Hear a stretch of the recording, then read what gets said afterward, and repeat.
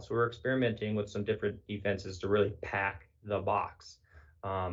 Just put bodies in holes. You're not going to know where the ball is until the refs blowing the whistle because they're very, very sound on their fakes. So we got to stay disciplined and keep our eyes on our gaps. Talk about their defense. Everybody who we can see that they're scoring points Yeah. against teams. They gave up 30 to Greenway, although I was told by the Greenway coach, G&K coach, that it was a lot of that was in the fourth quarter against the second stringers. They gave up 32 to Masabi East last week. Are they susceptible on defense, or are they just as good on defense as they are on offense? They've been high scoring games. They've been high scoring games in that their offense is simply outscoring their opponents. They had a couple early in the year. They had some blowouts, but their defense, I think that we can pass on them if the weather's nice. If the wind's calm, I'm really hoping we can put it in the air because they haven't seen that too much this year. They've been going up against running teams. I'd love to air it out, spread them out. They run a 3-3 defense, which means they have 3 down linemen, 3 linebackers, and they'll usually blitz a couple of them. So we have to be ready to pick them up on the rush. Hopefully protect Joslin and make some deep yard completions, move the ball. We need to stop them on defense because when they're running, they'll run out a lot of clock. So it's going to be a game of clock management too. You get Ben Glowak back. You mentioned that earlier when we were talking about Max Dremel. Obviously, he's there on the defensive side of the ball. What about the offensive side of the ball? Because he was the quarterback last year. Yeah, slot receiver right now. We will move him into the backfield and run a 2-back set with him running the ball or lead blocking. We have Purple Rain is going to be that call, Purple Rain. Interesting. Well, we have Purple Lightning with Crandall, Purple Thunder with Ben Smith, and then we have Purple Rain with Glowak. So there you go. You don't want any of this bad weather, but here you are. No, yeah, it's Coach, fun. Good luck. Let's go get them. Thank you. That was head coach of the International Falls. Broncos. Seth Edstead, happy to have him along there. Sorry for those of you that are just now getting connected on rjbroadcasting.com as somebody forgot to hit the button. I don't know who that would be, but I'll take sole responsibility for that. You're listening to the Hometown Hobby and Crafts pregame show. Hometown Hobby and Crafts has yarn, fabric, stencil art, and baking supplies to prepare for fall and the upcoming holidays. They also have a large selection of puzzles and board games. Hometown Hobby and Crafts at 327 on 3rd Street in downtown International Falls, or give them a call at 283-2211. Don't forget, you can text 218-324-3053. Hopefully our Bronco fans are getting used to that number. Who's going to score for the first touchdown for the Broncos tonight? You can text that number and give me your selection. And while you have your phone out, why don't you call Domino's at 283-3444, or maybe order a pizza or your favorite chicken wings, pasta, or a sandwich online. The winner of that contest gets a $5 gift certificate. We're going to take a break, and we'll come back with the interview I did with the co-head coach of the Rush City Tigers, Joe Lattimore. You're listening to the Hometown Hobby and Crafts pregame show on K104 and rjbroadcasting.com, and you're watching it on yourliveevent.com. It's the Chevy Open Road Sales event right now at Ekman GM of International Falls. Check this out. The new 2021 Chevrolet Silverado 1500 Crew Cab, Standard Box 4-wheel drive LT Boss, MSRP $57,500, sale price $54,000. Or this 2021 Chevy Silverado 1500 Crew Cab, Short Box 4-wheel drive LT Trail Boss, MSRP $54,705, sale price $51,205. Chevrolet, find new roads. Find out more at EkmanGM.com. Boise brand paper for 110 years. Our commitment to the community runs deep, and we're honored to invest time and resources to make life better throughout Borderland. Year after year, we join many important causes in our area, from youth to senior initiatives and everything in between. PCA is proud to support our community and proud to make Boise paper with purpose.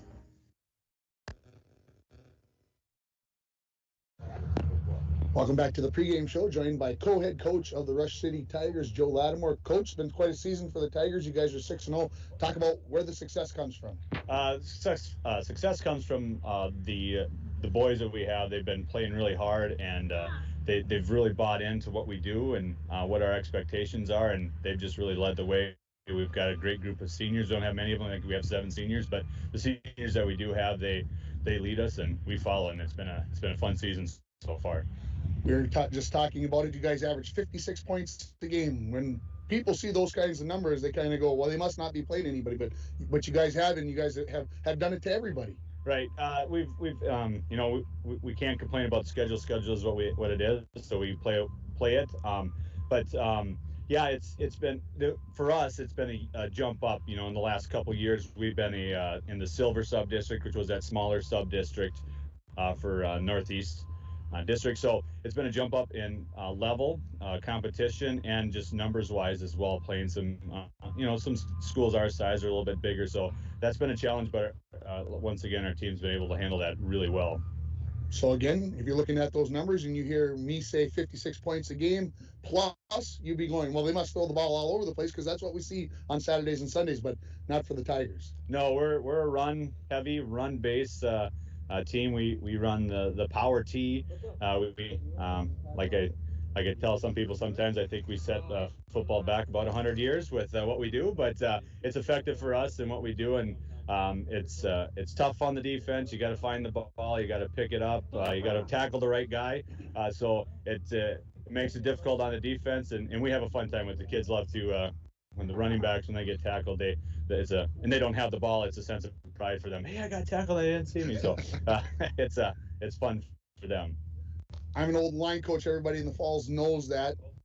Which one's better, your backfield or your line? Because success comes from a combination of the two, but which one's better? Oh, good question. I'm going to cheat and say it starts with the line because we have some really good linemen up front. They do a great job of reestablishing that line of scrimmage in the defensive backfield. And then conversely, we have some guys in the backfield that run hard. We got some really hard runners in the backfield. Our starting three, Step, Archambault, and Lucas McPhee, they hit the holes hard and they're running. So it's a combination of both. We got some really good blockers up front. We got some guys with some speed and burst in the backfield. Coach, yeah, you did a little bit. But that's good coach speak. That's the way things go. Coach, appreciate the time. Best of luck. Thank you. Thanks for having me. That is head coach of the Rush City Tigers, co-head coach Joe Lattimore, and appreciated his time. And yeah, he did give me a little coach speak there, Georgie. He didn't really answer my question. No, I wanted to know who thinks was better, but a good coach can't say, well, these are the guys, but that you just cannot do that, and that's not the way that it works. It's time for our keys of the game, brought to you by Edward Jones, John Winkle, and Eric Strand. There are keys of the game, and there are keys to making wise financial decisions for your future. Let Eric Strand and John Winkle help you make those choices. Stop in and see them at 445 4th Street in downtown International Falls, or call them at 283-6464. Edward Jones, member SIPC. George, keys. I'll tell you, Rush City is going to play a smash mouth type of football like these guys have not seen all year, and they played some pretty hard running teams, but they will run at you. The key is they have to negate a very active offensive line. That line pulls, traps, leads through the hole. They do all kinds of things with it, and you do not want to have Mr. McPhee get the edge. So they're going to have to protect the edges very closely. If they turn the edges, not only with McPhee, but with Step, they will score on you. And then, of course, you got to keep this thing close, Tim. If it's close the first half, just like Greenway, you get an opportunity to win. So, you have to do that. And then the Falls, they really have to protect the ball. I think the Tigers, because they do a lot of different hiding and seeking and shuffling the ball back there, they have a tendency to fumble, and I think they probably could do that. Bronco defense are going to have to play the game of their life to come away with the win here. But hey, they are from time to time capable of doing that, and maybe with the help of Benny on the line, who knows what can happen. Let's go down to our sideline reporter, Randy Anderson. Randy, you got to tell us about the weather conditions. What are you feeling down there? The wind just picked up. I'd say it's probably gusting around 15 to 20 right now. There's a little bit of moisture in the air. I don't know. I think it's going to keep going on and off and gusting here and there. And I think the Broncos would benefit if they could get some long time-consuming drives, just hang on to that ball and keep Rush City from having the ball. Absolutely. It's time for our starting lineups, brought to you by the Sports Shop. For honest service and fair prices on bikes, hockey equipment, and more. The Sports Shop in downtown International Falls. Let's start with the offensive team from the Tigers because they are going to receive the opening kickoff. So starting at the quarterback will be senior number 27, Caleb Johnson. Your backfield, number 5, Lucas McPhee. Your fullback is number 23, Ty Stepp. And the other halfback is going to be number 22, Sean Archambault. Looking across the front, you got your tight ends, number 44, Montgomery Palmer, and William Campbell. In your interior line where everything happens, old line coaches know that. Brock Diedrich and Cole Glenna are your tackles. Your guards are Landon Mold and Chase O'Flanagan, and Lucas Logue is your center. He goes only about 6'5", 270 pounds. So he's got some size there. The Broncos on defense, as we look at it, starting on your defensive front, Gavin Lovelace and Brody Carlson are your ends. Your tackles are Seth Lynch and Braden Skifstead. Lucas Hollis is your starting nose guard.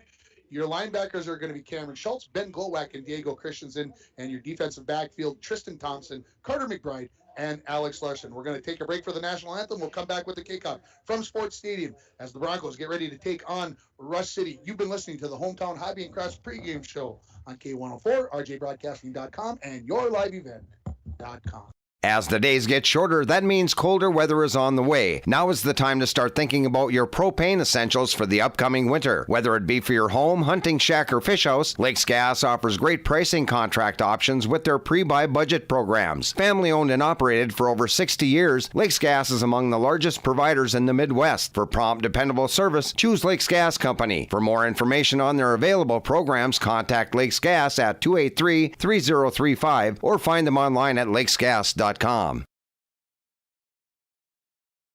At Packaging Corporation of America, we're proud to sustainably manufacture America's top-selling brand of paper right here at our International Falls Mill.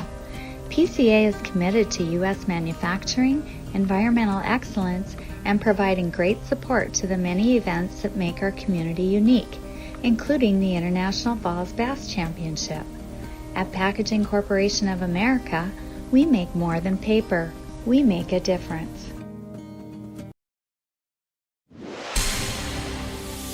And we're back with breaking news. The new Coke Zero Sugar might be the best Coke ever. That's right, Jim. With an improved taste and 0 calories, make sure... Jim. Ooh, yes, this tastes like the best Coke ever to me. We're on the air. I need to try it first. With zero sugar and now even more delicious, it's the new Coca-Cola Zero Sugar, the best Coke ever. Find out for yourself. Windy, cold, rainy evening. Some people had come out to Brave because it's a 6 o'clock game. Some people have decided to stay home and listen to us, George, on K104 or RJBroadcasting.com, or have decided to stay home and watch us on yourliveevent.com or on Midco Channel 7. A few Hardy fans from Rush City across the way. I see maybe 25, 30 people, and if you're listening or watching in Rush City, we're happy to have you along. Hopefully we'll do justice for you here tonight as we get ready here. The Broncos are going to be kicking off left to right across your radio dial. The Broncos in their home purples, white and gold trim, gold numerals. The Tigers, they are in their road white jerseys, blue and gold trim, blue pants, white helmets, and very easy to see those numbers, George. It is. And as an announcer, yes, that makes we like that. Somebody very, very happy. I won't mention who, but back deep for the Tigers is going to be McPhee and Archambault, number 5 and number 22. We're going to hear those two names quite a bit tonight, along with Ty Stepp, as he is the fullback. And the Tigers like to run the trap, the fullback trap, and that makes you and I and some other coach that I know real well very, very happy. We love the trap. We are ready. Trap. We are ready for high school football. It's going to be Gavin Lovelace to kick it off for the Broncos. And again, going left to right, that is with the wind, as it is blowing straight down the field from left to right. The kick is on the way. It is a short one. It's going to go out of bounds at about the 21-yard line, give or take a little bit. So we'll see what the Rush City Tigers decide to do, whether they are going to take the ball at the 35-yard line or they are going to have the Broncos re-kick. That is always one of the big decisions, always interesting. Looks like they're going to take it right there at the 35-yard line. Say, oh, wait a minute, back up. Let's redo it. Oh, they're going to kick her again. They're going to make the Broncos move back 5 yards, and we'll do it all over again. So they want to return. They want to return. I would guess that they're not going to get a chance. I don't think those deep guys are going to get a chance to return it. Yeah, probably not. It's Looking across, you got Larson, Glowak, Crandall, Schultz, McBride. And then on the other side, you got McGonigal, Skifstead, Christensen, Headland, and Tristan Thompson. Again, kicking off here again is going to be Gavin Lovelace. And it is on the way. It is going to land at about the 25-yard line. It's going to be picked up there by Archambault straight up the middle. And then he is going to be bulldogged there by Diego Christensen as he is going to be brought down at about the 37 or 38-yard line. So we'll see where things happen from there. They're going to put it down at the 37-yard line. So that's where the Tigers will start first and 10. Yeah, 37 and a half. And I don't want to stand outside for too long. And Randy, I don't want you to feel left out. I'll come outside for this play. How's that sound? It's a beautiful evening. It's a beautiful evening for a Duck. Come up with the straight two tight ends. The quarterback, Caleb Johnson, is under center. Turns around, hands the ball off, and taken down after a gain of about 3 yards. Will give Ty Stepp, the fullback. And so comes up 2nd and 7 for the Tigers. We're just underway here from Sports Stadium. First play from scrimmage. Again, happy to have you along on K104, RJBroadcasting.com here in International Falls. 2nd and 7, straight T backfield. Turn around, hand it off on the right-hand side to McPhee, and the Bronco defense is right there. Yeah, they're going to get about a gain of 3 on the play, so going to bring up 3rd and 4 from the 43-yard line. And I see the officiating crew has just 4 gentlemen reffing this evening, so the referee helping to spot the ball, and so it's going to come up with about 3rd and 5 yards here for the Tigers after we'll call that a gain of 2 only. And see what the Broncos come up. 6-man line, fumble, ball's on the ground, and the Broncos recover. Just there's a flag. We got a late flag as Cameron Schultz came up with the fumble recovery. We'll see what that is, and the referee has already pointed in the direction of the Falls, and so that would assume that it's something.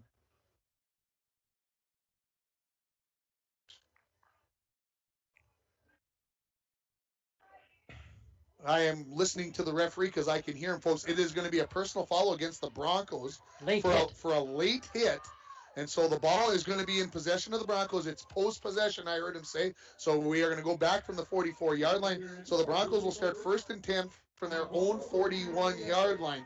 But you mentioned it, George, in the pregame. One of the keys, handling the ball in the wet conditions. And the Tigers have the first turnover of the ball game. So the Broncos will start 1st and 10 from their own 41-yard line. Joslin all alone in the backfield by himself. Trips to the near side. 2 receivers to the far side of the field. Joslin barks out the signals. Now puts a man in motion. This is going to be Bennett Smith all the way into the backfield. He's going to turn, take the handoff right up the middle. He's going to get a gain of about 2.5 yards. We'll see where the officials decide to put the ball down at exactly. We'll give him a gain of 2. It's going to be 2nd and 8. So looking at the starting offense for the Broncos in the backfield, not Diego Christensen, Bennett Smith in there right now. You've got Ben Glowak and Ezra McGonigal as your slots. Your split ends are Alex Larson and Tristan Thompson. Your quarterback, already I said, Cody Joslin, and we'll get the offensive lineman after this play. 2nd and 8, running back in the backfield. Turn, hand it off to Bennett Smith once again. He's going to find the going very difficult as number 44, Montgomery Palmer, hits him at the line of scrimmage. It is going to be a gain of a yard for the Broncos, and it will bring up 3rd and 7 from their own 44-yard line. Across the front, Seth Litch, Gavin Lovelace, Ben Skipstead, I knew, Braden Skipstead, Cameron Schultz, and Brody Carlson are your offensive line. We'll get to the defense here for Ref City in a moment. They come up in their 3-3 defense, playing very deep as the secondary here. Broncos are going to put Glowak in motion across the formation. Joslin under pressure, puts his head down, and he's going to get a gain of, well, if you look at the officials, they were going to agree that it's going to be no gain. Well, I won't call it a sack, but we will call it no gain as well, and that'll bring up 4th and 7 for the Broncos. So after the turnover, the Rush City defense holds up, and now the Broncos in punt formation with Bennett Smith back to punt as he stands on his own 30-yard line. It is going to be McPhee and Archambault back deep to receive the punt. 9:13 remaining here in the first quarter. No score on your Rainy River Community College scoreboard. The snap is a good one. The punt is away. It's going to be a short one. It's going to land at about the 30-yard line. It's going to roll down inside of the 30 and stop about the 26-yard line. So it is going to be a 30-yard punt, and the Tigers will take over 1st and 10 from their own 27. 6-yard line, as we will come out here and see what the Tigers attempt to do on this possession. That's a little tongue-in-cheek there, folks. Well, we know they're going to run the ball. We're going to run the ball, but that was a very good punt, and you're going to want to avoid those guys, and they right down where it should be. 1st and 10 for the Tigers. Again, this team has only thrown 3 passes in the first 6 games. They are 6-0 on the season. Kind of gives you an idea of what we're dealing with tonight. The 2 tight ends in the straight T backfield. Turn around. Hand the ball off to the fullback on the trap. He's right up the middle. And the Broncos, after making step and back and juke and get going, he's going to get up to the 30-yard line. Plus, we're going to give him a gain of 5 yards on the play. And it is going to be 2nd and 5 for the Tigers. And that trap right up the middle. That's the one. You got to be able to stop it. And the Broncos are playing a 6-man line. I can tell right now by the way the guys are standing around. They're playing a 6-2 and giving those Tiger linemen something to think about. 2nd and 5. Turn around. Hand this off to McPhee as he comes off the near side. He's tripped up and going to be brought down. So, excuse me, that was Archambault. My bad, as he's brought down by Glowak. We'll call it a gain of 3. And we'll call it 3rd and 2 for the Tigers from their own 34-yard line. Just got to get my sides right. I've got to remember that Archambault's going to be coming this way, and McPhee's going the other way. Going the other way. So as soon as I get that down, everything's going to be good. We're under 8 minutes remaining here in the first quarter. No score on your Rainy River Community College scoreboard. 3rd and 2. 6-man line for the Broncos. Linebackers look like they're going to blitz. McPhee looked like he almost lost it. There's no place to go. And they come up with a big stop there by the Broncos. It is going to be a loss of a yard on the play. And that is a big play there for the Bronco defense, as it's going to be 4th and 3. And a host of Broncos and the job C.J. Hasbargen, Seth Lynch, Gavin Lovelace, and number 54, Cameron Schultz on the far side. That was where the wall was put up, and now we're going to see if Coach Lattimore and his coaching staff are going to go for it on 4th and 2.5 yards here. It kind of looks like they are. 33.5-yard line. It looks like they're going to line up and go for it. So here's a big play early in this ball game. Hand it off to Stepp. He jukes it, and he is gone, folks. No way you're going to stop him. He is to the races. He is going to the house. This is going to be a 67-yard touchdown run for number 23. And the Tigers on 4th and 2 yards from their own 34-yard line, 33-yard line, are going to go 67 yards for the touchdown. That was the play I told you about. So he just sits up there with the ball and then turns around and he's open. It's a hidden ball trick, basically. Well, it's the fullback trap, and we know how effective that play can be, George. And so 67 yards on the touchdown run for Stepp. Comes with exactly 7 minutes remaining. It's 6-0 on your Rainy River Community College scoreboard. We will have the 2-point conversion play here. Coach Edestead told us that they will throw on the 2-point conversion. We'll see what they decide to do here. McPhee, he has got a host of blockers out in front of him. Well, good job by Gavin Lovelace to turn him back in, and he is in with the forward lean for McPhee. So McPhee in for the run, and it is 8-0 in favor of the Rush City Tigers. We will take a break, and we'll come back with the kickoff. You're listening to Bronco Football on K104 and online at rjbroadcasting.com. Falls International Airport is an economic engine for our area. Daily commercial flights, along with private aviation, brings visitors from across the country to do business with local firms as well as vacation here. And the airport provides access for local residents to connect to the world as well as a wide variety of job opportunities. The new airport terminal makes travel comfortable, convenient, and many times cost competitive. Falls International Airport, giving you another travel option and strengthening the economic fabric of our community.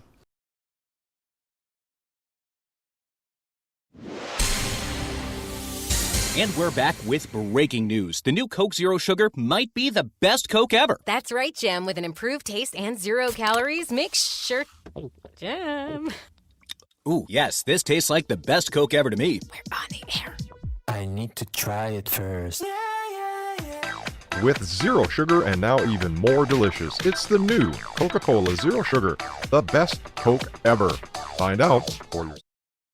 For the Tigers is going to be number 20, Andrew Thole. Back deep for the Broncos, Alex Larson and Tristan Thompson. Hand is up. We're waiting for the official's whistle. We've got it.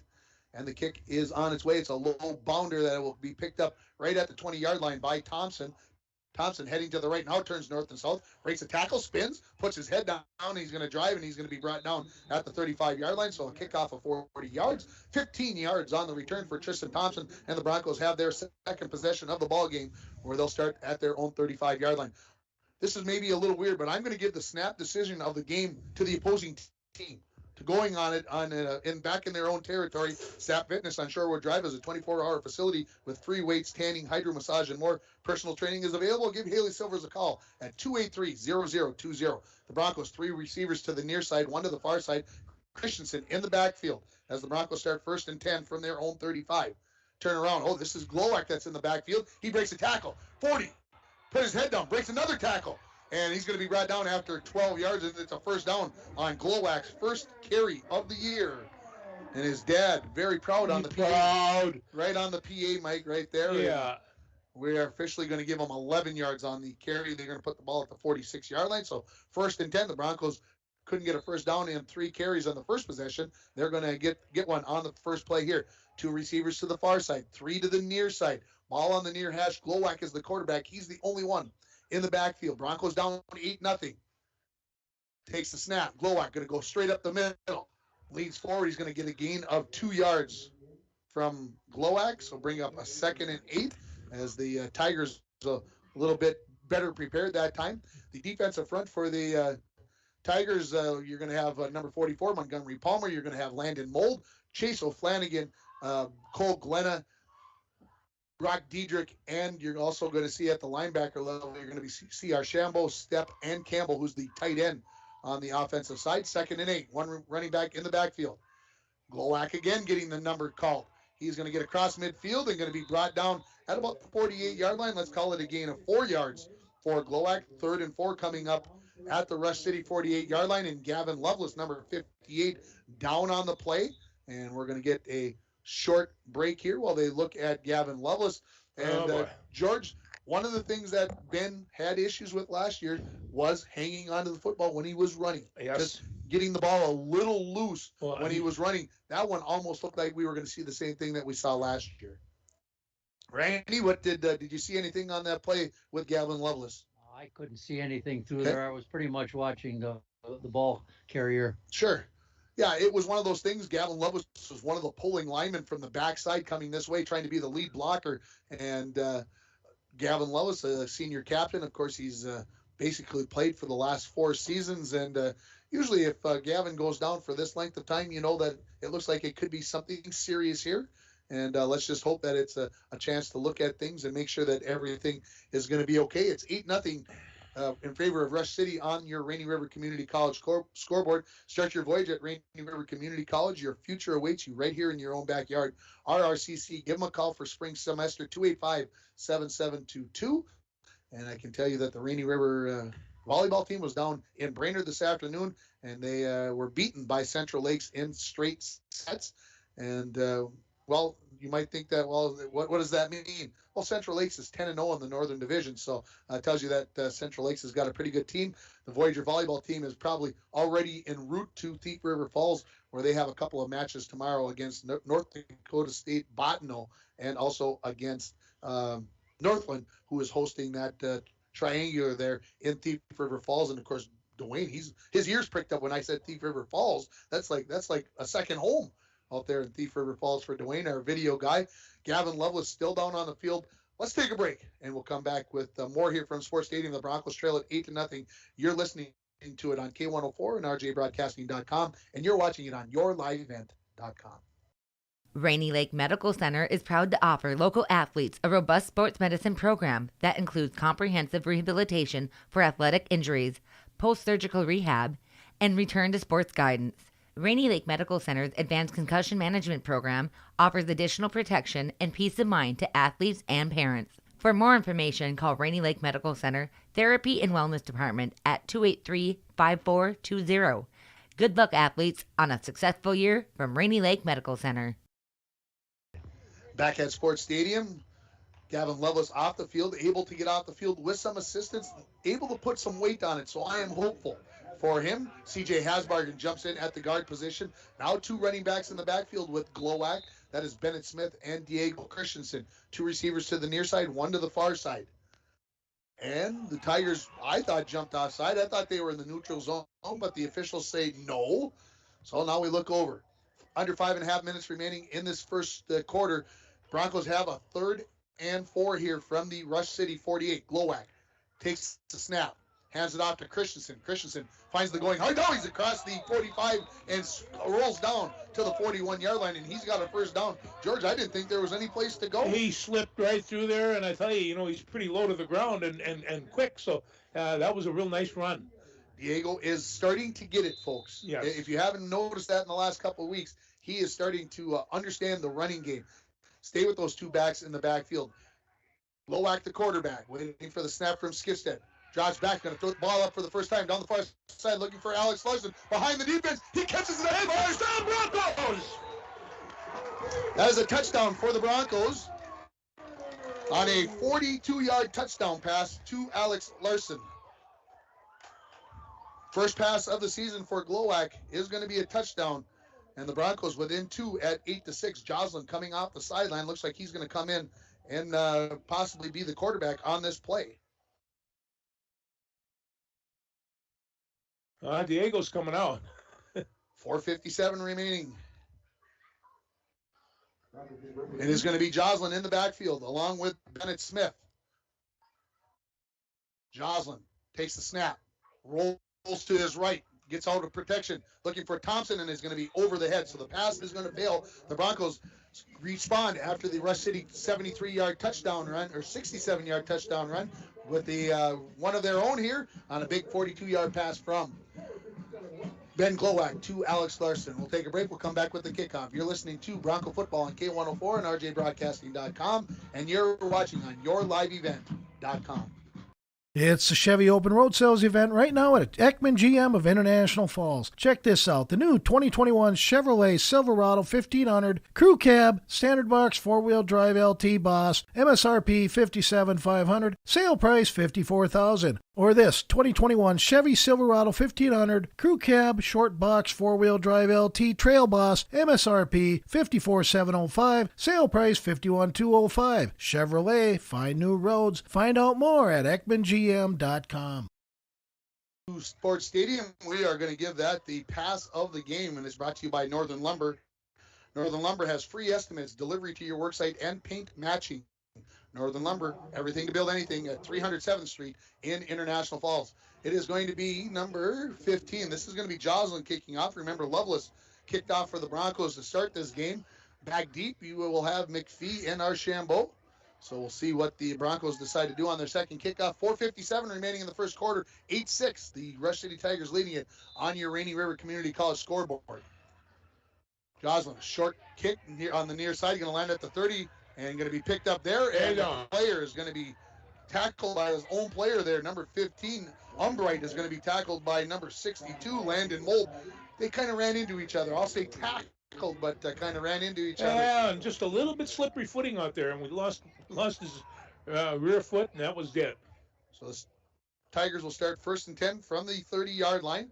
And, of course, Ty Stepp, the last time he touched the ball, he went 67 yards. I'll get the number right, folks. 67 yards for the touchdown. Tigers stay in that formation. Turn around. Handoff is going to be to Archambault off the near side, and there's a good hit from Carter McBride after Brody Carlson had him up in the air, but Archambault is going to pick up 6 yards on the play, and it is going to be 2nd and 4 for the Tigers from their own 36-yard line. So the Broncos defense has to find a way to keep the offensive line guessing, in my mind, George. To try to make their blocking techniques thinkable. You have to negate that offensive line. 2nd and 4 from the 36. Turn around. This is Stepp on the fullback trap. He gets to about the 40, and then he's going to be held up there and going to be driven back a little bit short of the first down, about a yard short. In on the tackle, Diego Christensen, amongst others.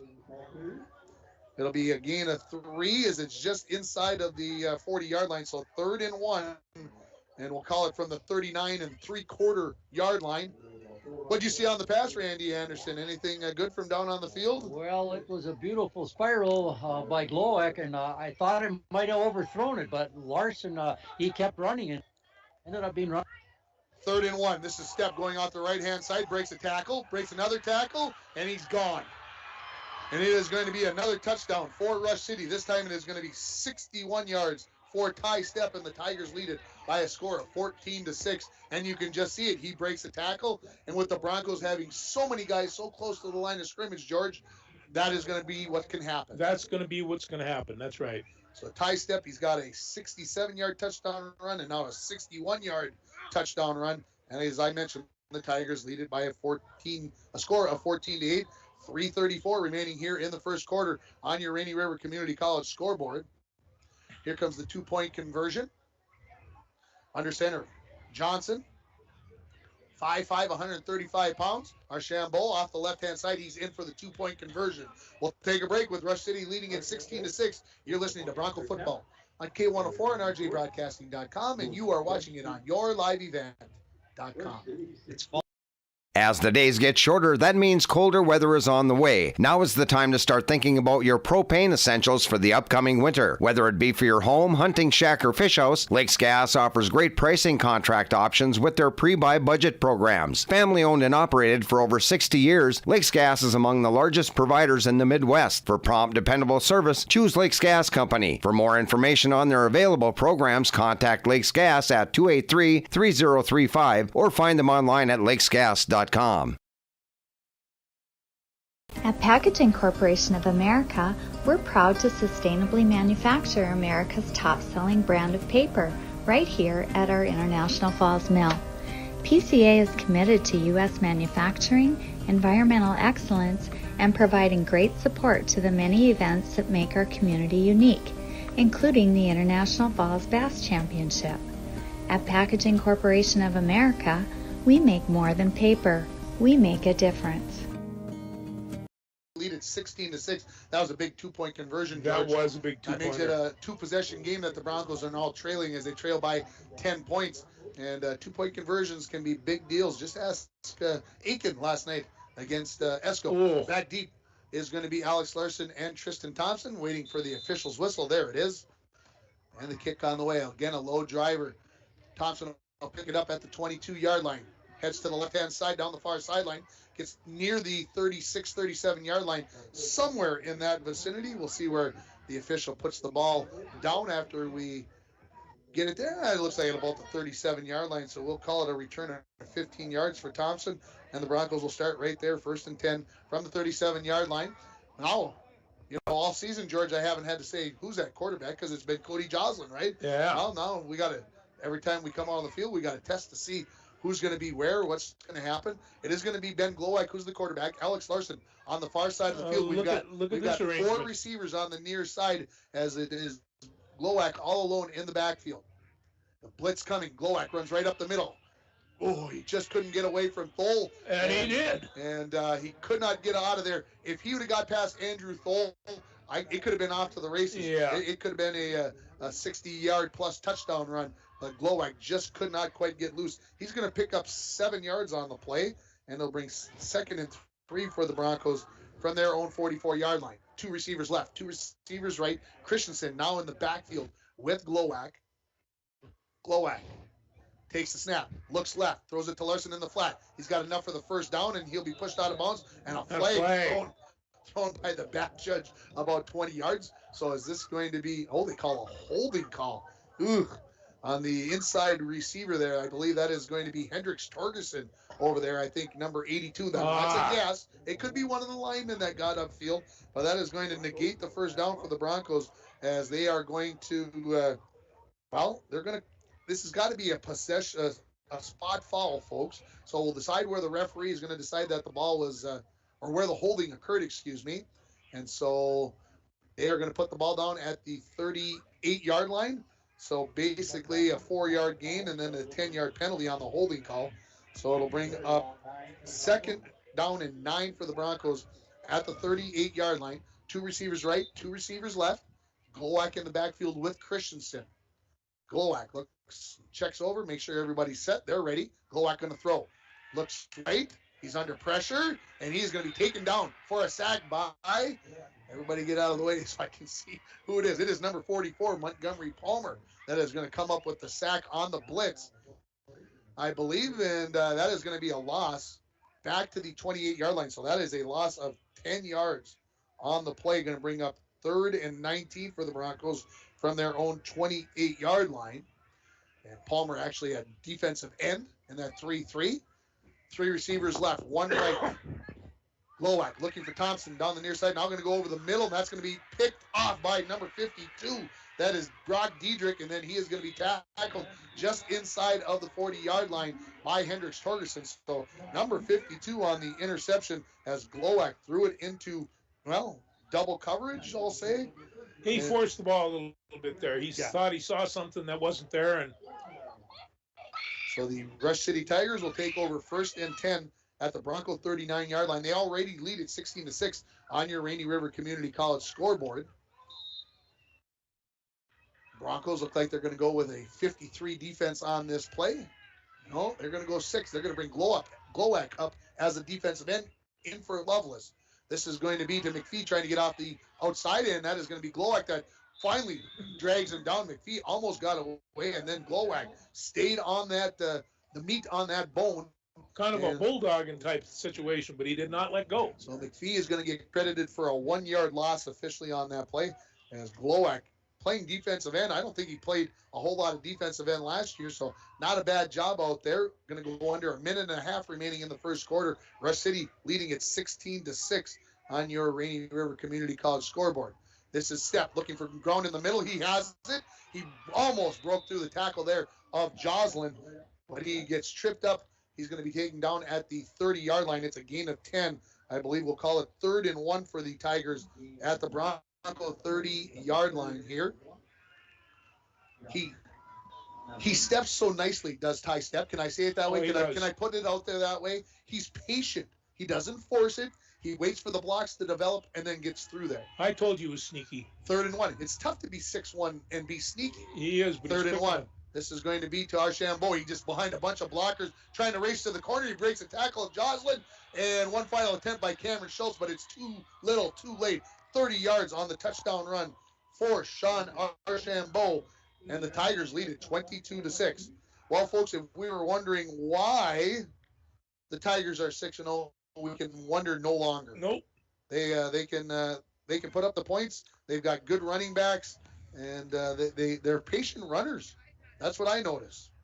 So a 67-yard run, touchdown run, a 61-yard touchdown run, and now a 30-yard touchdown run with 45 seconds left in the first quarter. It's 22-6. 2-point conversion coming up here for the Tigers. Johnson under center. He's going to give this one off to McPhee. He throws a 2-point pass to number 24. That is going to make sure I get that right. William Campbell in the back of the end zone. So it is McPhee to Campbell for the 2-point conversion pass. And it is 24-6 in favor of Rush City. We'll take a break and we'll come back with more from Sports Stadium. You're listening to Bronco Football on K104 and RJBroadcasting.com, and you're watching it on YourLiveEvent.com. And we're back with breaking news. The new Coke Zero Sugar might be the best Coke ever. That's right, Jim. With an improved taste and 0 calories, make sure... Jim... Ooh, yes, this tastes like the best Coke ever to me. We're on the air. I need to try it first. With zero sugar and now even more delicious, it's the new Coca-Cola Zero Sugar, the best Coke ever. Find out for yourself. Back at Sports Stadium, 24-6 in favor of Rush City with 45 seconds remaining in the first quarter, and trying to look for Randy Anderson down there. He's probably looking for someplace nice and warm. Man, what are you seeing down there, Randy, with that offensive line? They know how to block, and like you've been saying about the runners, they're patient. They just don't lower their head. They look to see where they're going and follow that blocker. Very good. Gavin Lovelace has some kind of knee injury. They're checking him out and trying to fix him up in the locker room. Sounds good. Thank you, Randy, for that report. Andrew Thold will kick it off again to Tristan Thompson and Alex Larson. This one again is a low driver. Glowak catches it at the 35. He heads up the field, breaks one tackle, trying to break a second tackle, but he'll be taken down at about the 47-yard line. So a short kick of 25 yards. Glowak's got a return of a dozen. And the Broncos, with 39 seconds remaining in this first quarter, will start 1st and 10 from their own 47-yard line. So Glowak with good reactions again. been out all season. It is going to be Jocelyn at quarterback. It is going to be Glowak going to be the slot receiver here. 2 running backs in the backfield with Christensen and Crandall. Coaches getting creative this week, keeping the announcer on his toes. Jocelyn, 1st and 10 from their own 47-yard line. Tristan Thompson in motion, and Glowak flinched. So there's the penalty. And, of course, what happens when a guy goes in motion? The defense yells, motion, motion. And what do you do as a receiver? You flinch. That's what you do. So 1st and 15 now for the Broncos at their own 42-yard line. 39 seconds remaining in the first quarter. A lot of offense so far. We've had 30 points already scored through just short of 11 and a half minutes. Jocelyn with those 2 running backs in the backfield with Crandall and Christensen. Thompson in motion. Handoff is to Crandall. Comes to the near side. 40. Gets a good block. 45. He's back to the original line of scrimmage there. The tackle going to be made by Ty Stepp along the near sideline. And so we'll give those 5 yards to Cooper Crandall, and we'll call it 2nd and 10 for the Broncos from the 47-yard line. Broncos will stay with that 2 running back set. 2 receivers to the near side.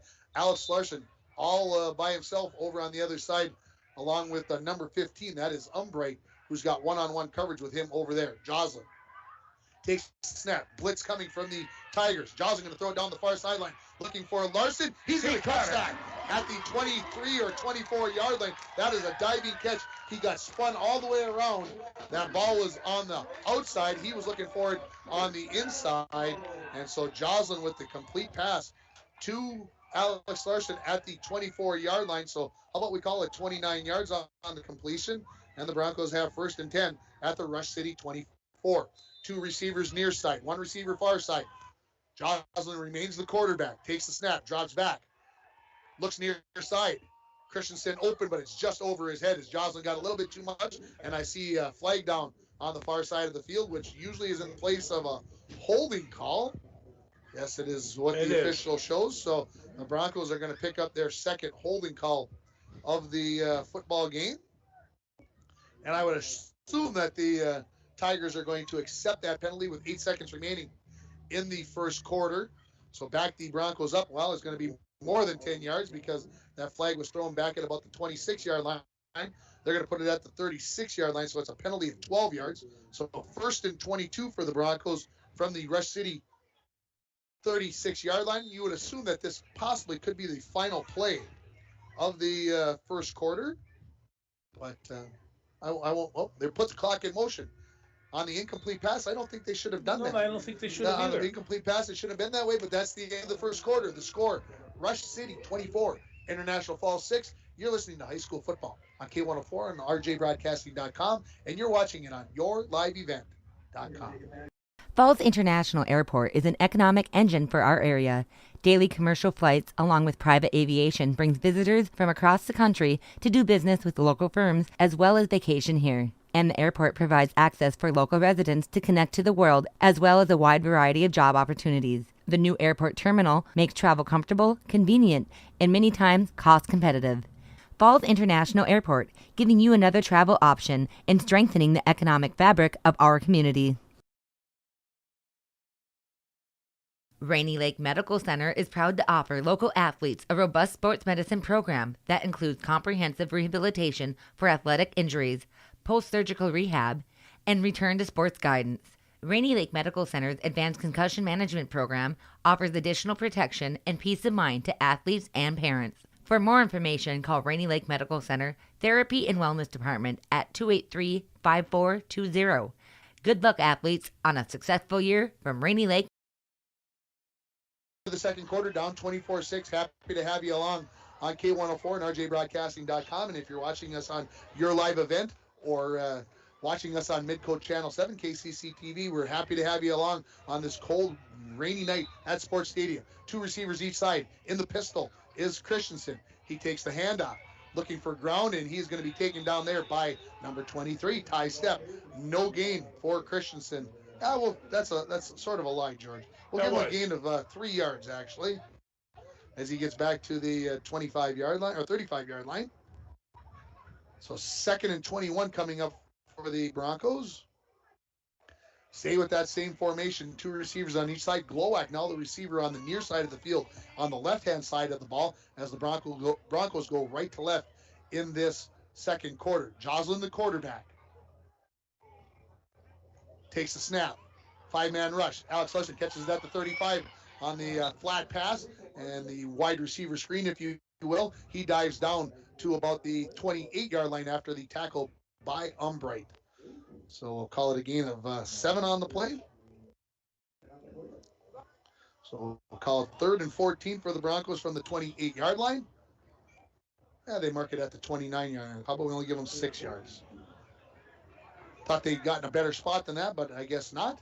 3rd and 15 for the Broncos, 4-down territory. Joslin drops back. Fake pass to Glowak, wide open down the near sideline, and he's going to catch it at the 7 and be run out of bounds there by number 24. That is William Campbell, and a late flag as Campbell. Oh, boy. That's going to be a holding call back here. I thought Campbell may have gotten a late hit out of bounds as he kind of shoved Glowak back to the ground as he got up, but this is going to be a holding call.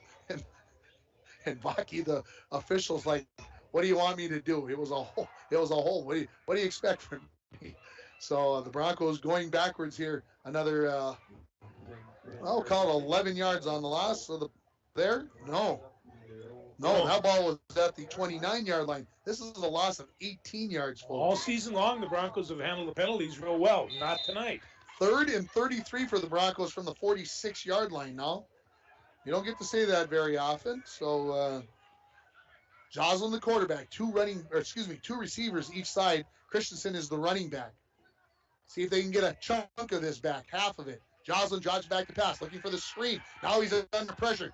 Throws it to Thompson. Oh, who dropped it? Did Seth Lynch try to reach up and grab that? Did I see that out of the corner of my eye? Something was up there. Somebody reached up and almost tapped that, and if it was Seth Lynch, don't do that. You're an offensive lineman. You cannot touch the ball. No, you can't. Like that. That's illegal. So the Broncos look like they're going to punt this ball away as they should on 4th and 33 from the Rush City 46-yard line. It's too bad. That was set up pretty good. It was set up really well. Bennett Smith gets a good snap. This is a low kick. Didn't quite catch it. This ball is going to roll down to about the 32-yard line. It's going to be a punt of only 14 yards. And Rush City, with an 18-point lead, is going to take over 1st and 10 from their own 32-yard line. It's been big plays, guys, so far here. What do the Broncos need to do to stop the big plays for Rush City? Well, there's a good answer right there, folks, because I don't know if we got an answer. No, right? I mean, at the beginning, I just says we have to stop the big plays. You can't give them up and, try to keep it close. Right now, we're not doing that. So the Broncos come up with a 5-man line, a couple of linebackers, and coming off the near side is McPhee. He's going to get to the 35, and a good push by the line, and it just keeps charging forward. Fumble, and the Broncos have recovered. I don't know who forced it in there, but I can tell you that it was number 24. Diego Christensen is going to come up with the fumble recovery, as grinding for extra yards was McPhee, and he fumbles it, and the Broncos are going to take over at the 41-yard line. So there the Broncos get another turnover from the Tigers, their second of the ball game, and the Broncos will start 1st and 10 at the Tiger 41-yard line. 10:04 remaining in the second quarter. Broncos trailing at 24-6. Joslin, the quarterback. He's got 2 running backs. They are Bennett and Christensen, 2 receivers far side. Handoff to Diego. Diego cuts north and south, breaks a tackle, 35, and we've got another flag thrown in here. Don't even talk about this one. Christensen going to be tackled inside the 20-yard line, but 2 flags, and we've got a face mask on the Rush City Tigers. We do. We get to finish talking about that play. I thought it was a holding call. I did not see the face mask, and it is a personal foul. So Diego Christensen is going to be brought down at about the 17, 16-yard line, and then it's going to be half the distance to the goal, I believe, if the officiating crew is going to agree with me, because I believe you were right. Thank you, Mr. Official. I know you do a lot of games. I got to be right on this one. And so Diego Christensen is going to get a run of approximately 25 yards. I'm going to guesstimate on where the official is standing on the far side. And then the Broncos are going to get a 8-yard penalty on Rush City. Is that their first penalty of the game on Rush City? No. You know what? They are going to say no penalty on the play. I'm not exactly sure why. why they're picking that up. Shouldn't it be a personal foul? You assess that on the end. Joslin going to throw it down the far side, looking for Thompson. That is going to be intercepted there by McPhee. And that ball got caught up into the wind. Joslin threw it as hard as he could, but that ball is going to be taken down right there, and it is going to be an interception for the Rush City Tigers, and they'll take over 1st and 10 at about their own 3 or 4 yard line. We'll see where the officials put the ball down there for the Tigers, about the 3 yard line. So they'll have 1st and 10 from there. They lead at 24-6 with 9:49 remaining in the second quarter. Tough break there. Broncos had something going. Johnson under center. This is a quarterback sneak, it looks like to me, and he's going to get out past the 5 yard line, get to the 7. We'll call it a gain of 4. Bring up 2nd and 6 for the Tigers.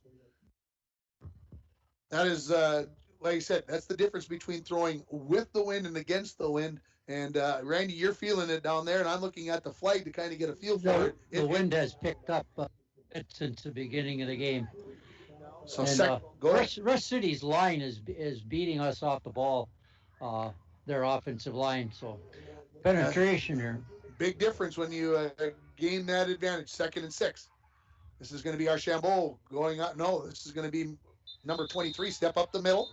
They're a long way down there, a ways from me now, folks. So I'm working at it. So Step is going to get out to about the 8 yard line. How about we call it a gain of a yard?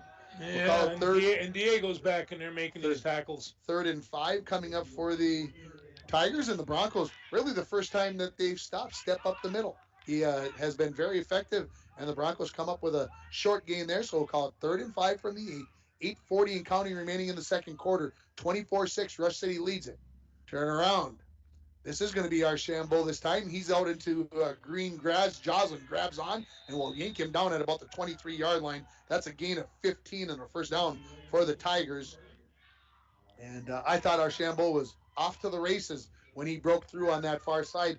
And they had to have seen that on the last play, because I thought Archambault had the ball on the last time and he was into the clears. So we'll call it the ball at the 24 yard line officially for the Tigers.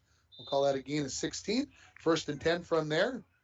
Broncos going to stay with their 5-man line, go 53 defense here. Get maybe a few more linebackers. Looks like Bennett Smith maybe on the blitz. McPhee is coming to the near side. He's going to be held up. He'll get down to about the 30 yard line. A gain of 6 yards on the play. He'll be brought down by Christensen and another Bronco player, but it's 2nd and 4 now for Rush City from their own 30 yard line. When you've got that kind of deception in the backfield, it makes it very tough to, if you're not reading your keys, George, you can get yourself into big trouble. In big trouble. So that was Thompson that was hanging on to the jersey. I can see on the instant replay on your live event. So 2nd and 4 for the Tigers. Johnson again under center. Turns around. This ball is going to Archambault off the left-hand side of the offense, and he is going to be brought down after a short gain. Coming up off the bottom of the pile, a couple of Broncos there. How about number 66 and number 24? So we'll say that is Skifstead and Christensen in on the tackle. We'll call it a gain of 3 on the play, and it is 3rd and 1 for the Tigers from the 33 yard line. By the time the Tigers snap this ball, there'll be about 7 minutes remaining in the second quarter. 24-6 in favor of the Tigers on your Rainy River Community College scoreboard. Quarterback sneak. Looks like he's got plenty, as they will mark him out near the 36 yard line. That is a gain of 3 for the quarterback, Johnson, and another first down for the Tigers. See where they officially mark this. 36 yard line, that's where we're going to call it. Right now, this is called ball control, and they really are in control. But do they really want to control the ball, or do they want to break it big? They're going to break it, and they just keep on going until they can pop that. Because they scored 24 points in the first quarter. To me, that's not ball control. That's sticking it in your ear. So here comes 1st and 10 for the Tigers. Turn around, hand it off to McPhee, trying to get to the outside. He gets around Thompson, 45. And he'll run out of bounds at about the 48. Whoa. Late push, and the referee is deciding if that's worthy of a flag. And good job there by McPhee to jump over the bench on the near sideline as Thompson gave him a late shove. And I'm going to say that McPhee went out of bounds at about their own 49 yard line, and they put him down on the 46. I think that was the compromise. Do I call 15, or do I put the ball ball 5 yards further. Anyway, after all is said and done, we dodged the flag on that one. 18 yards on the carry, and Rush City has first down at the Bronco 46-yard line. Archambault trying to get to the outside on the far side. Breaks north and south. Breaks the tackle. There we've got a flag, and there is a ginormous tackle there. Hit by number 54, Cameron Schultz, but we've got a flag down, and we'll see what the flag is. It is going to be against Rush City. It is a holding call. So bring it back, and they are actually going to put it right about where Archambault was tackled. The flag is going to come from the 44-yard line. So it's going to be a 10-yard penalty from there, and it will be 1st and 18 for the Tigers on their own 46-yard line, and did not get the number of the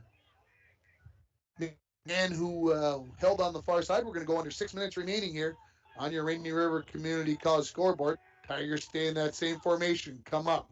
This is Stepp looking on the trap.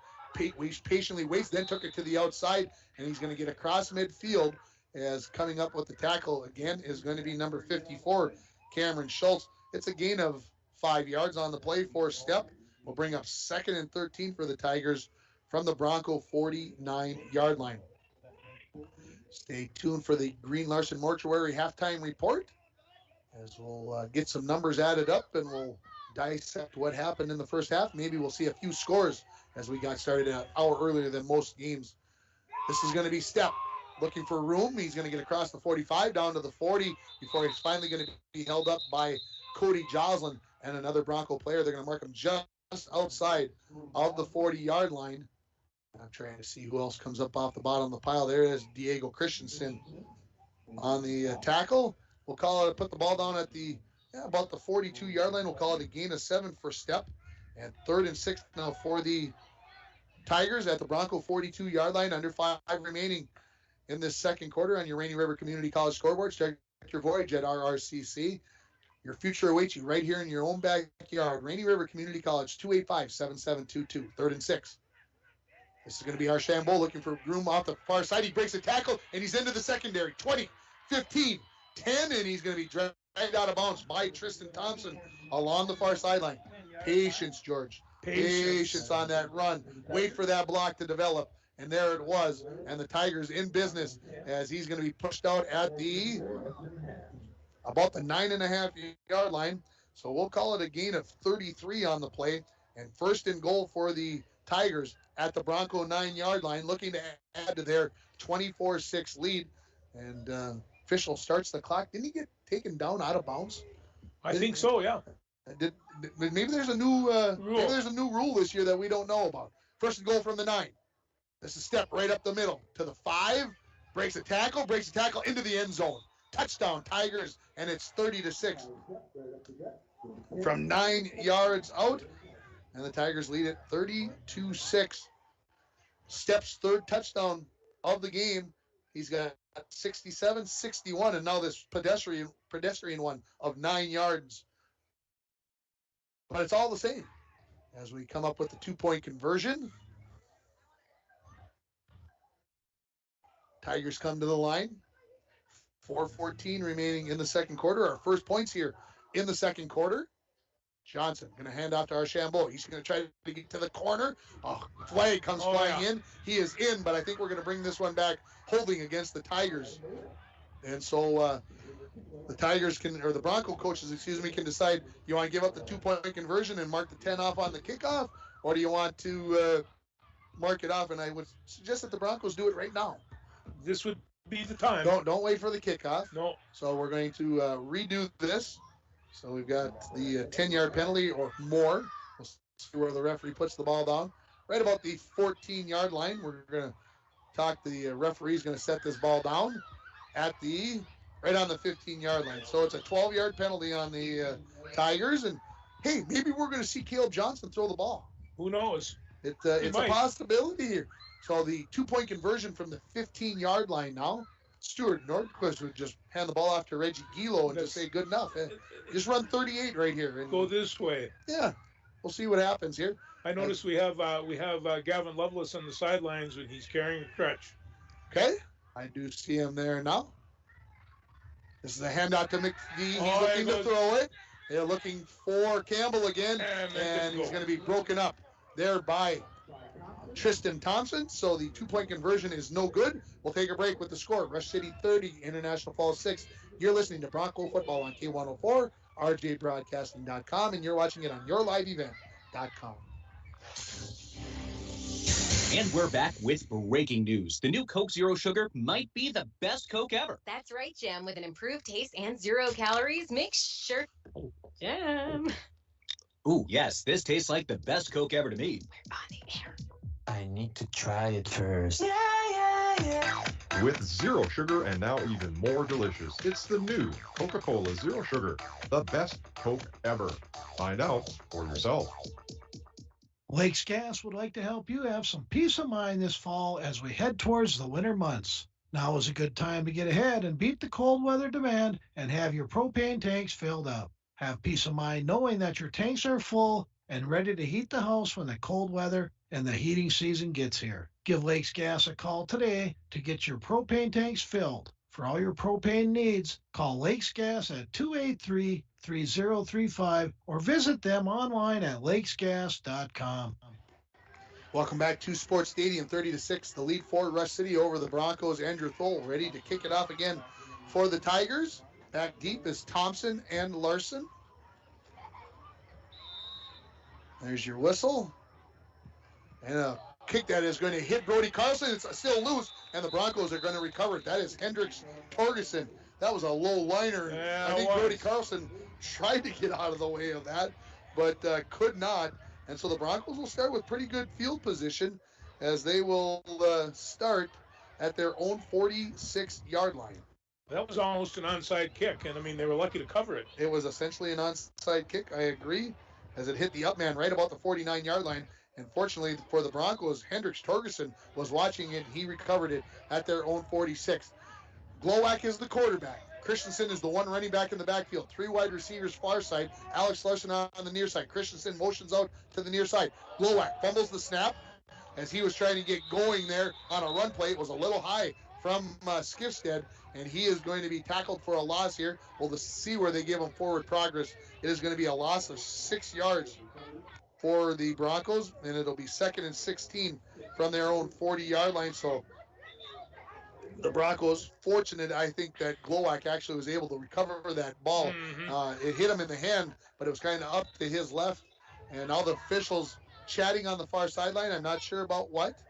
And Randy, is the wind still about the same speed here? 3 wide receivers to the right, 1 to the left. Glowacz looks back over to the sideline for the play call on 2nd and 16. Christensen switches sides from the left to the right. Alex Larson all alone on this side, being covered by Umbright, but he's about 12 yards off of the line of scrimmage. Christensen going to motion to 4 receivers on the far side. They look for him in the flat, and he drops it. So incomplete pass brings up 3rd and 16 now for the Broncos from their own 40-yard line. Christensen's got to catch that ball with 3 blockers in front. And Riley was he was wide open on the other side too. So 3rd and 16 here. The Broncos want to get going. The coach is waving. Let's get going here. 3 receivers still to the right side. Rush City secondary dropping back. They've got 4 guys that are 10 to 20 yards off of the ball. Glowacz drops back to pass. Throws the screen to Christensen on the right-hand side, and Ty Step says, "You ain't fooling me. I've got that baby smelled out." He drops Christensen for about a yard or 2-yard loss. We'll see where they officially mark it down at for a yard loss. It's going to bring 4th and 17 for the Broncos from the 39. So that series, George and Randy had disaster written all over from the beginning. Right off of the kickoff, the Broncos just went backwards. Randy, go ahead. It just couldn't get anything going there. 4th and 17. Bennett Smith ready to punt. Back deep, Archambault and McPhee standing on their own 30-yard line. Late arrival onto the field. Again, trying to get through these injury adjustments. Good snap to Smith. Just barely gets the kick away. Good rush there. The ball hits at the 40 and is going to bound down inside the 35 to about the 31-yard line. So it's going to be a punt of 30 yards for Bennett Smith, and the Tigers will take over at their own 31-yard line. 1st and 10. That was number 62, Landon Mold, who put the pressure on. I thought he might get a piece of that punt, as the Tigers will take over with 2:32 remaining in this second quarter. They lead at 30-6. They were up 24-6 after a quarter. Tigers come to the line. Broncos with a 5-man line this time. Archambault trying to get to the outside. Got a bunch of white jerseys in front of him. Turns north and south, breaks a tackle, tripped up, and then breaks that tackle, and finally going to be brought down by Ezra McGonigal after a gain of about 11 yards on the play. And I hear a whistle, and I'm not sure for what. Maybe to stop the clock. Maybe the clock had stopped. Folks, I'm just guessing on that one. 1st and 10 for the Tigers at the 42-yard line. We'll see if the Tigers try to pick up the pace here with only 2:22 remaining. This is Ty Step. Trap up the middle. Breaks a tackle. Let's break another one, but it looks like he's got enough for a first down. As coming up with the tackle was Alex Larson. We'll call it 10 yards. How about we call it 11 yards for Ty Step? And at the 47-yard line of the Broncos, the Tigers in business. 2 running plays, 22 yards. That works out to a pretty good average, I think. It's not bad at all. Not too shabby. 1st and 10. This is going to be McPhee. Gets a Bronco attached to him in the backfield, but he drags Glowacz forward for a gain of about 4 yards on the play. And 2nd and 6 now for the Tigers.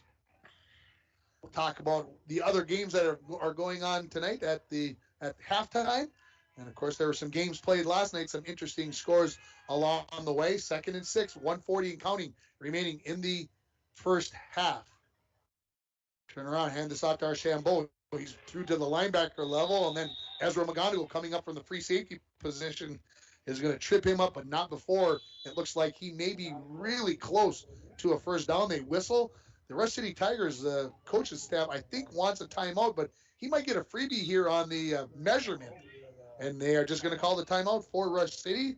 This timeout is brought to you by Service Master of International Falls. For a home that is professionally cleaned all year round, call Service Master at 283-4475. Todd and Gretchen will take very good care of you. We'll take a 30-second timeout, and we'll come back to it with 1:25 remaining in the first half. You're listening to Bronco Football on K104 and RJBroadcasting.com, and you're watching it on YourLiveEvent.com.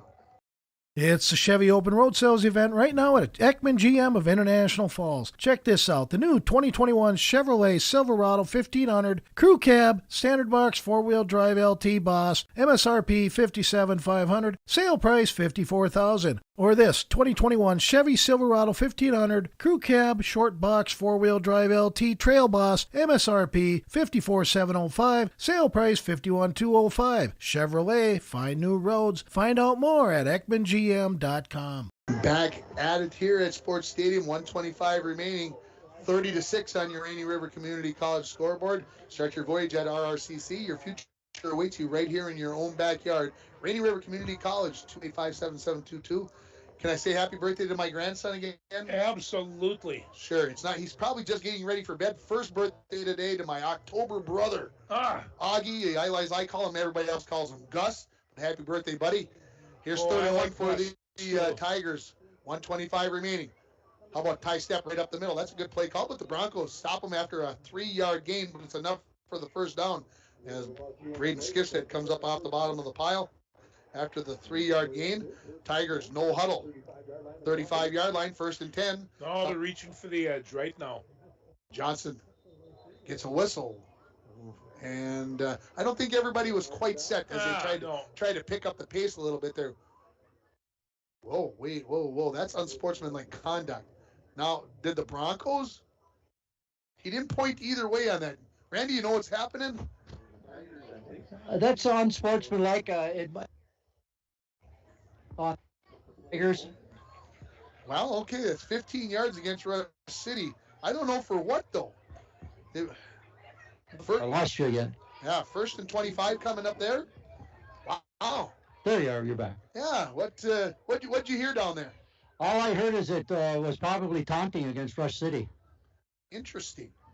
They're actually going to walk 17 yards off against the Tigers. You know those big white lines? When the ball's on the white line and it's the 15-yard penalty, you just go put it 3 white lines away. That's all it is. Now with the officiating crew. Would you say each line's 5 yards? I think 5 yards. I think that adds up to 15. The math doesn't lie on that. So first and 27. Archambault going to try to get off the far sideline. He's got the corner, 45, and going to be pushed out of bounds. Good choice with the clock running out of time here in the first half. He's going to be out of bounds at the 45-yard line. So we'll call it a gain of 7 on the play. And they'll bring up 2nd and 20 from the 45-yard line. Minute 11 remaining. Try to keep fans who are listening on the radio aware of how much time is left. The Broncos remain in their 5-man line here. Yeah. 2nd and 20. Turn around. This is step up the middle. Braden Skipstead trying to pull him down from behind, and he does. Wow. I didn't think he could do that. 4-yard gain for step. 3rd and 16 for the Tigers from the Bronco 41-yard line. Under a minute now remaining. Put it back to the 42-yard line, the official says. All right. So we'll call it 3rd and 17 for the Tigers. And now they almost are slowing down, like we don't want to give the ball back to the Broncos. That's exactly right. This is going to be Archambault going out the left-hand side, and he is tripped up by Diego Christensen. Good stop there. It's going to be put the ball down at the 37-yard line, a gain of 6 yards. So 4th and 11 coming up here for the Tigers from the 37-yard line, 20 and counting. And I don't think the Tigers I don't know if they're going to run another play here. They've got 2 timeouts remaining. Johnson jogs out with 13, 12, 11 remaining. This looks like this could be the final play of the half. Or are they even going to get it off? 6, 5. Johnson looks. To get it off. This is going to be handed out to McPhee. He's going to try to run this. 35, looking for the corner. 30, 25. You hear the horn in the background, and he's going to be taken down by Ezra McGonigal and number 13, Ben Glowak. That is the end of the first half. After a gain of 17 yards, the score, Rush City, 30, International Falls 6. We'll take a break, and we'll come back with the Green Larson Mortuary Halftime Report. You're listening to Bronco Football on K104 and RJBroadcasting.com, and you're watching it on YourLiveEvent.com. At Packaging Corporation of America, we're proud to sustainably manufacture America's top-selling brand of paper right here at our International Falls Mill. PCA is committed to U.S. manufacturing, environmental excellence, and providing great support to the many events that make our community unique, including the International Falls Bass Championship. At Packaging Corporation of America, we make more than paper. We make a difference.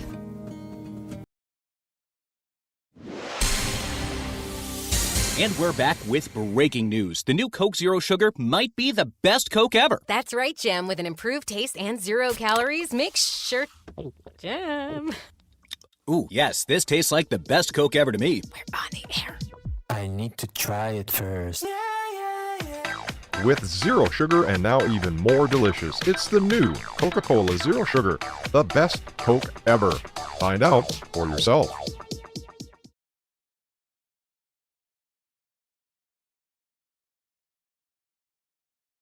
Falls International Airport is an economic engine for our area. Daily commercial flights, along with private aviation, brings visitors from across the country to do business with local firms as well as vacation here. And the airport provides access for local residents to connect to the world as well as a wide variety of job opportunities. The new airport terminal makes travel comfortable, convenient, and many times cost competitive. Falls International Airport, giving you another travel option and strengthening the economic fabric of our community. Rainy Lake Medical Center is proud to offer local athletes a robust sports medicine program that includes comprehensive rehabilitation for athletic injuries, post-surgical rehab, and return to sports guidance. Rainy Lake Medical Center's Advanced Concussion Management Program offers additional protection and peace of mind to athletes and parents. For more information, call Rainy Lake Medical Center Therapy and Wellness Department at 283-5420. Good luck, athletes, on a successful year from Rainy Lake Medical Center. Well, we told you in the pregame, folks, that the Rush City Tigers had thrown the ball exactly 3 times during a line of scrimmage play, not non-2-point conversion plays. And they're a team of their word, George, because they didn't throw the ball in the first half there either. No. Even when it was the last play of the half and they needed 37, they still ran the ball. No, when they say three things can happen when you throw the ball and two of them are bad, they believe it. And besides, they have all those running backs to carry the mail. You take a look at the Step kid, man, he is all over the place. He's probably has 150 yards this half at least. Yeah, he's done a nice job. Obviously, he's got 128 on two touchdowns carries. and had 9 on the other one. He's got 137 on 3 touches on his 3 touchdowns. But the thing that what I noticed was I thought McPhee got that ball in that last play. I thought they were going to throw the ball on a halfback option pass, but they did not do that. The score remains 30-6 as the Tigers led 24-6 after the first quarter. I think Rush City actually feels that they can score anytime they have the ball anywhere on the field. And that's what that last play was. Yeah, the Bronco football team, you might recall, in the 04-05 when we could run the ball so well. Yeah, it seemed like in our minds, anytime one of the running backs touched the ball, they could take it the distance. That's the Rush City mentality. I think a lot of the times they are 6-0 on the season for a reason. They score 56.3 points per game. They're over halfway to that mark. They started the scoring with a 67-yard tie-step touchdown run. McPhee added the 2-point conversion run, and with 7 minutes remaining in the first quarter, it was 8-0 Rush City. The Broncos answered right back on the next series. They get a 42-yard touchdown pass from Ben Glowak to Alex Larson. The 2-point conversion pass failed, and the Broncos trailed 8-6. Ty Step answered right back. He goes 61 yards. It was Sean Archambault adding the 2-point conversion run, and the Tigers led 16-6 with 3:34 remaining. Sean Archambault would go 30 yards out with 45 seconds remaining. They would get a 2-point conversion pass, and as I mentioned earlier, it was 24-6 after a quarter. Just 1 touchdown in that second quarter. It belonged to Ty Step from 9 yards out. The 2-point conversion pass failed after the penalty with 7:14 remaining, and the score 30-6 at this point, and that's where we sit. We'll take another break. We will come back with the stats from the first half. We'll get you caught up on the games going on in northern Minnesota tonight, and much, much more here at halftime as the mini leaders are on the field if you're watching on yourliveevent.com. We'll take a break. You're listening to Bronco Football on K104 and rjbroadcasting.com. U.S. Enbridge's Line 3 replacement helped keep the environment safe. Well, nothing is more important to us than the safety of the environment and the people of Minnesota. That's why we're replacing an aging pipeline with much safer, state-of-the-art infrastructure along a route that avoids impacts to people and the environment. Safety and environmental protection are Enbridge's core values and the very foundation of our business. Learn more at enbridge.com/line3US. Xylus Cookware is now available at City Drug Health Mart. Xylus has been creating kitchen tools and gadgets for over 70 years. The belief is that all Xylus products should not only do a brilliant job, simply and efficiently, but also make customers smile every time they use them. Xylus has become an internationally respected brand which is favored by everyday cooks as well as gourmet chefs. Stop into City Drug Health Mart to get your Xylus Cookware. City Drug Health Mart, caring for you and about you. Downtown International Falls. Voyagers is a water-based park. You cannot drive a car to see Voyagers. You have to use some form of water transportation, and Rainy Lake Houseboat is one of the finest ways to see it. That's right, Bill. Voyagers National Park, along with Rainy Lake, are right here in the borderland. You can plan your next Minnesota vacation destination this summer at Rainy Lake Houseboats. Enjoy the beauty and wildlife in a relaxing setting. Call the Dohertys at 218-286-5391 to help set up your next family getaway. Rainy Lake Medical Center is proud to offer local athletes a robust sports medicine program that includes comprehensive rehabilitation for athletic injuries, post-surgical rehab, and return to sports guidance. Rainy Lake Medical Center's advanced concussion management program offers additional protection and peace of mind to athletes and parents. For more information, call Rainy Lake Medical Center Therapy and Wellness Department at 283-5420.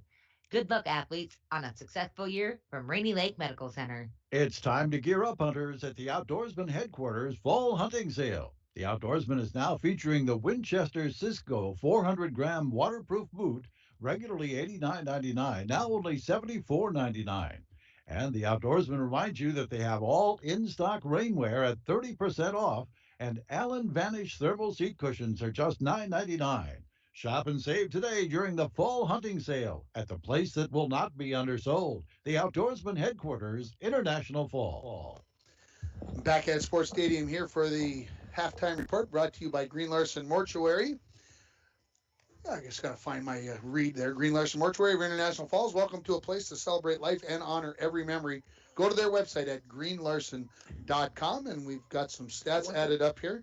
And you guys, I'll tell you this: the Rush City Tigers rushed the ball 34 times in the first half. Anybody want to take a guess on the number of yards? No, I really don't. There was 120, so I would imagine they're about 250 anyway. 250? What do you got? What do you think? Take a guess. I'll say 302. 302. Dwayne, you want to take a guess? About 195. How about 369 yards on 34 carries? Wow. That's almost 11 yards per carry for the Tigers. They do have 2 fumbles, but by my count, 34. Just quick now, folks. Don't take that to the bank. Don't deposit that. But by my count, the Tigers 369 yards rushing in the first half. The Broncos, they carried the ball 13 times for 49 yards. They threw the ball 9 times, completed at 5 for 80 yards. So the Broncos have 129 yards of offense. Not too bad in the first half when you start thinking about it. No. Workable, but when you think about 369 for the Tigers, that's a biggie. And of course, you put 67 and 61 on 2 of those carries. That's 128. That would still mean that they've got 240 yards of offense and on the other play. So the Tigers have been dominant, and it shows it on the scoreboard here at 30-6. Well, Ty Sepp is not the only one that's running out of that backfield, and we well know. It's just that he's that lead back, and the fullback trap is opening up, and he's just drilling it. Yeah, and obviously taking care of business. And you were saying, Randy, that the offensive line right now taking care of business, pushing that Bronco defensive line back. Yes, they are. They're pushing them back, and there's some effective double teams in there that the running backs are falling right through there. But it seems like we hold them, and then boom, all of a sudden there's 15, 20 yards. Well, and losing Gavin Lovelace isn't going to help either. That does not help that. And obviously, early on, the Broncos were going with a 6-man line, 5-man line, trying to mix things up. They were holding them, but then the Rush City Tiger running backs were being patient, waiting for those holes to open up. The Broncos had pretty much decided to go with the 5-man line, abandoning everything else and letting them try to get the linebackers. But that makes those double teams happen, Randy, that you were talking about. Right, and that's what they're doing, and notice that quite a bit in the second quarter. We'll take another break here. We'll come back, and as I promised, I said I would give you the games that are going on in northern Minnesota. That's coming up after the break. The Broncos trailing at 30-6 here at halftime. You're listening to the Green Larson Mortuary halftime report on K104 and RJBroadcasting.com, and you're watching it on yourliveevent.com.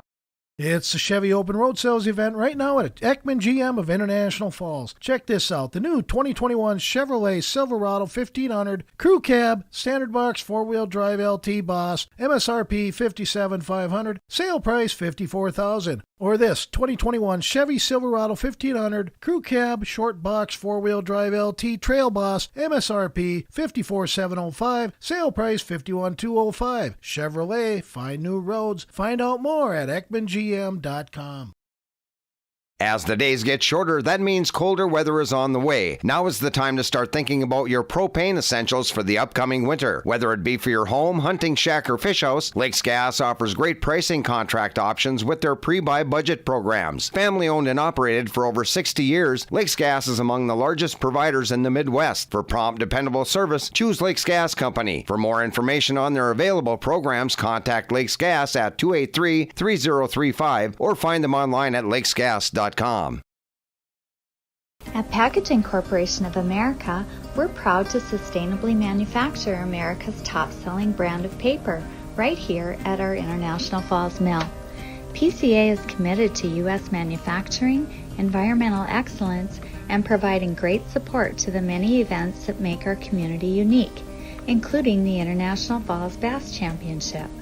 At Packaging Corporation of America, we make more than paper. We make a difference. The Rush City Tigers here during your Green Larson Mortuary halftime report. Some other games going on in northern Minnesota. The Battle of Duluth as the East takes on Denfeld tonight. Chisholm is in Barnum. Yeah, George with a little over there to like my that. left. That should be interesting. I think Barnum will win it. Crosby Arrington is at GNK. Crosby Arrington and the Broncos play on Wednesday night. Of course, we'll have that game for you, but George and I will not be there as we are going to be getting a feed from our friends down in the Crosby Arrington area. So George and I are going to go to Little Fork. We're going to go to Little Fork, and we're going to get a chance to watch North Central as they take on the Ely Timberwolves on Wednesday. Deer River is at Mille Lacs. Deer River cruising again, rolling again like they seem to do every year. Mille Lacs is probably in trouble. Hermantown is at North Branch. North Central, who we're going to get to watch on Wednesday, is at Bigport. McGregor is at Cromwell Wright. Rockridge is at Grand Rapids. Grand Rapids should win that game handily. I put this game on my list. St. Michael, Elberville, and Maple Grove tonight. It's going to be a dandy. That some great football going to be played there. I can't wait to see the score in the morning. Two Harbors is at Hitting. Wasabi East, it says here, is playing Northwoods tonight, but that was last night, and we got a surprise. As TJ Chibodi ran for 309 yards against Wasabi East last night in a Northwoods 44-6 win over Wasabi East. And that's going to surprise you. Yeah, that was a shocker. And Randy Anderson told us this afternoon that Wasabi East, that was their last game because they were supposed to play Hinckley Finlayson next Wednesday, and Hinckley Finlayson couldn't play against Moose Lake Willow River tonight, and they've already canceled that game for Wednesday. I think Hinckley hoping to get everybody healthy so that they can play a playoff game in a couple of weeks. And the other game I've got on my list, Hill City Northland, is at Carleton in 9-man football. Of course, a couple of big scores in 9-man football from last night. Cherry, who's ranked 4th in the QRF, they beat Southridge 52-0, and MIB, who's ranked 5th in the QRF in 9-man football, they took down Cook County 52-6. And the game that I listened to the end of after the Broncos won over Deer River in volleyball last night, I was listening to Esco and Aiken. Esco at 6-0 on the season. They improved to 7-0 with a 14-12 win. The Gobblers did have a chance for a 2-point conversion with just over a minute left, but they didn't have a timeout to make sure that everything was going to be just right, and couldn't get that underway. Coach's Corner tomorrow morning, we're going to have North Central football on the air, and we're also going to have Bronco cross country runners, Bronco boys cross country running. So that'll be our show tomorrow morning. Remember, that starts at 9:03 live from Hardee's. So come on along for the ride. I'll get you updated on all the scores, get you ready for Saturday with who's playing college football, like the Golden Gophers tomorrow at 11 a.m. Pregame starts at 10 on KGHS, 12:30 a.m. And then we'll have the Vikings on Sunday as they try to get back to the 500 mark and all of that other stuff. But we got a lot of stuff going on. Of course, the Wild gets started tonight. They do. College hockey down in Amsoil Arena tonight. Paul's updating me, text and messages, and I can't even get to it. But tomorrow the UMD Bulldogs are going to get to play some good team, Mankato or Providence, after taking on Michigan tonight. So it'll be interesting to see what happens in those games down at Amsoil. Matter of fact, if we get this thing going, I might be able to get home and see like half of the second period and all of the third period of the Dogs tonight. And that would be nice. That would make Tim very, very happy. No, the last game that was on TV, it looked like maybe they didn't have a full house. Is that? Oh my gosh, I was very surprised last week when the Bulldogs took on Bemidji State. Yeah, there was I would say the house was half empty. Half empty. That was kind of surprising. Very surprising. I still think there's a lot of people out there with COVID fears. They didn't want to wear a mask. We were required to wear masks while sitting in the stadium, in the arena. I would say of the 3,000 plus people that were there, I would say only about 1,000 of those were actually wearing their mask properly while sitting in the stands. But that is something that, that they're going to have to decide how much they want to enforce on that. That's going to wrap up our Green Larson Mortuary halftime report. The Broncos trailing by the score of 30-6. They've just put 3 minutes back up on the clock. We'll take a couple of them for our sponsors. Remember, get out and support our sponsors. They allow us to bring you Bronco sports. Don't forget that they allow us to do that. You're listening to Bronco Football here on K104 and RJBroadcasting.com, and you're watching it on YourLiveEvent.com. And we're back with breaking news. The new Coke Zero Sugar might be the best Coke ever. That's right, Jim. With an improved taste and 0 calories, make sure... Jim. Ooh, yes, this tastes like the best Coke ever to me. We're on the air. I need to try it first. With zero sugar and now even more delicious, it's the new Coca-Cola Zero Sugar, the best Coke ever. Find out for yourself. Falls International Airport is an economic engine for our area. Daily commercial flights, along with private aviation, brings visitors from across the country to do business with local firms as well as vacation here. And the airport provides access for local residents to connect to the world as well as a wide variety of job opportunities. The new airport terminal makes travel comfortable, convenient, and many times cost competitive. Falls International Airport, giving you another travel option and strengthening the economic fabric of our community. Rainy Lake Medical Center is proud to offer local athletes a robust sports medicine program that includes comprehensive rehabilitation for athletic injuries, post-surgical rehab, and return to sports guidance.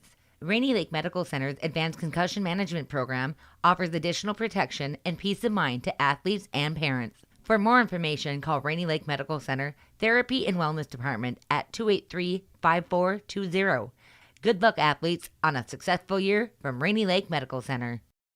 It's the Chevy Open Road Sales event right now at Ekman GM of International Falls. Check this out. The new 2021 Chevrolet Silverado 1500 Crew Cab, Standard Box 4-Wheel Drive LT Boss, MSRP $57,500, sale price $54,000. Or this 2021 Chevy Silverado 1500 Crew Cab, Short Box 4-Wheel Drive LT Trail Boss, MSRP $54,705, sale price $51,205. Chevrolet, find new roads. Find out more at EkmanGM.com. New and used skates available for purchase or lease, which offers a guaranteed fit all season long. Stock up on Bronco apparel or have your student try on that Falls High leather jacket. All of this and more at the Sports Shop in downtown International Falls. Back for the second half here. It will be the Tigers that will be kicking off right to left here. As we, I want to congratulate Tony Edestead. He guessed right who'd score the first touchdown for the Broncos. He wins a $5 gift certificate, 2 Domino's. Kickoff is on the way, goes right through the wickets of Tristan Thompson's legs. He picks it back up at the 17, and he's going to be dragged down inside of the 20-yard line. So not the start that the Broncos were looking for, as Thompson, well, a good shortstop should get down and be able to pick that ball up, right? And he's not a shortstop. He was up looking. He was looking ahead of him. He was looking ahead of him. Yeah. So he'll go back and pick up that ball, and he'll get a return of about 2 yards. The Broncos will start 1st and 10 from their own 19. They trail it 30-6 here at the start of the second half. Only one score because, hey, nobody else was started at 6 except Duluth East and Duluth Denfeld. East is up 43-0 at halftime. Ooh. Joslin is the quarterback. 2 receivers each side. Joslin takes the snap, hands it off to Christensen. He turns north and south, trying to get back to the line of scrimmage. He will do that, but the Rush City Tigers were all over that, and the first play is going to go for about 2 yards. We'll give the game there, and I hear a whistle in my ears, and Christensen hurt on the play, so here comes Bennett Smith into the ball game. Gain of 2 yards, 2nd and 8 coming up for the Broncos from their own 21-yard line. I can tell you that Mankato State beat Providence 5-2, including an empty netter. So the Dogs and the Michigan coming up here shortly. 2 wide receivers again each side, just underway here in the second half. Joslin going to drop back to pass. Throws down the middle. Wide open is Ezra McGonigal at about the 40-yard line. He is tackled there, and he fumbled it, but the referee is going to say he's down. And he was. I have to agree with that. I think the call is right. So Joslin to McGonigal for 18 yards if they put it down at the 39-yard line, which I think they're going to. And that is where the Broncos will have 1st and 10. You good? You take the other one out too? So looking at the sidelines before, we saw that number 58, Gavin Lovelace, was on crutches. In case you missed us talking about that. 2 wide receivers each side. Joslin takes a snap, hands it off to Bennett Smith on the blitz. Smith is hit in the backfield. He's going to have to battle to try to get back to the line of scrimmage. It's going to be real close. They're going to drop him back about a half a yard. We'll call it no gain for Bennett Smith, and we'll call it 2nd and 10 for the Broncos from their own 39-yard line. Not sure who was in on the blitz there, but boy, I'll tell you, somebody was there in a hurry. It could have been number 52, Brock Diedrich, that hit Smith in the backfield. 3 wide receivers to the left-hand side of the field. Joslin drops back to pass.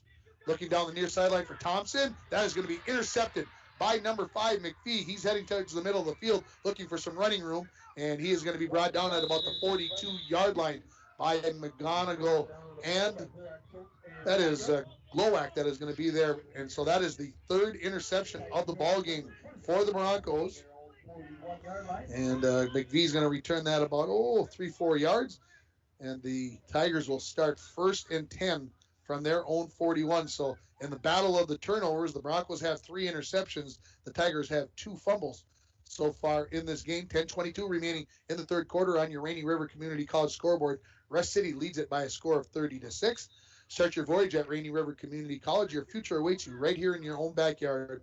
RRCC 285-7722. The Tigers come to the line of scrimmage. This is going to be step up the middle, waiting patiently, then burst forward. He gets out to the 46-yard line. A gain of 5 for the fullback, and it'll bring up 2nd and 5 for Rush City at their own 46-yard line.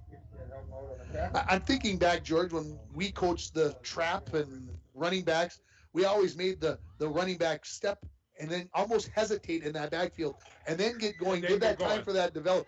Rush City gets up into it a little bit and then asks the running back to slow down and pop it back up again.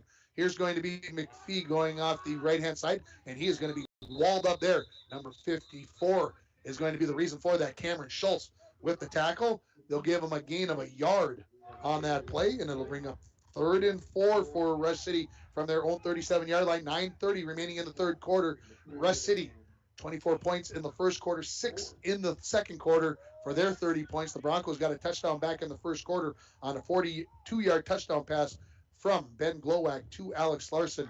And that's where we sit, 30-6, as we approach 9 minutes remaining in the third quarter. 3rd and 4.5. Turn around, hand this off to Archambault. He just puts his head down. No waiting for any blocks to develop. Nothing there. He gets to the 50-yard line. They're going to be about 1.5 yards short here. And so we'll call it 4th and 1. And, of course, the Tigers had 4th and about 2 yards from their own 33-yard line back in the first quarter. And they went 67 on it. Yeah. So here comes 4th and 1 from the midfield stripe. And I suspect, if I was a betting man, number 23 is going to touch this ball this time. This is tie step territory in my mind, and I would think that number 23 is going to get the handoff. The Broncos looking for a stop here. Blitz coming. There it is. Off the step, and boy, this is going to be really close. Really, really close. If you mark it with this linesman, he's short. The other side come running in. He is going to say that they've got it. They will come and look this way because he ran to this side, and he is going to be short, folks. The Broncos come up with a stop on 4th and 1, and the Broncos will take over. They could try to give a measurement, but they're not going to need to do that. No, they're not. Mr. PA announcer, so the Broncos will take over 1st and 10 at midfield here, just inside of their own territory. So the middle of that line, could Lucas Hollis had a big reason? The 8th grade nose guard have a big reason for that stop? Yeah, I tell you, Lucas is having a real hard time. He's playing against this Logue, and he's giving up an awful lot of body on that one. 2 wide receivers each side. Christensen in the backfield. Joslin throws it in the flat to Thompson, and he drops it right through the hands, and it is an incomplete pass. So 2nd and 10 coming up for the Broncos, and Tristan Thompson walks away with his head down like, how did I miss that one? Hit me right in the hands. You got to be able to come up with that one. Clock stopped with 8:22 remaining in the third quarter. After the incomplete pass, they'll stay with 2 receivers each side. Larson and Glowak to the left, McGonigal and Thompson to the right. Christensen in the backfield with Joslin. Christensen had to wait for the handoff. It's not a bad thing because he's into the secondary.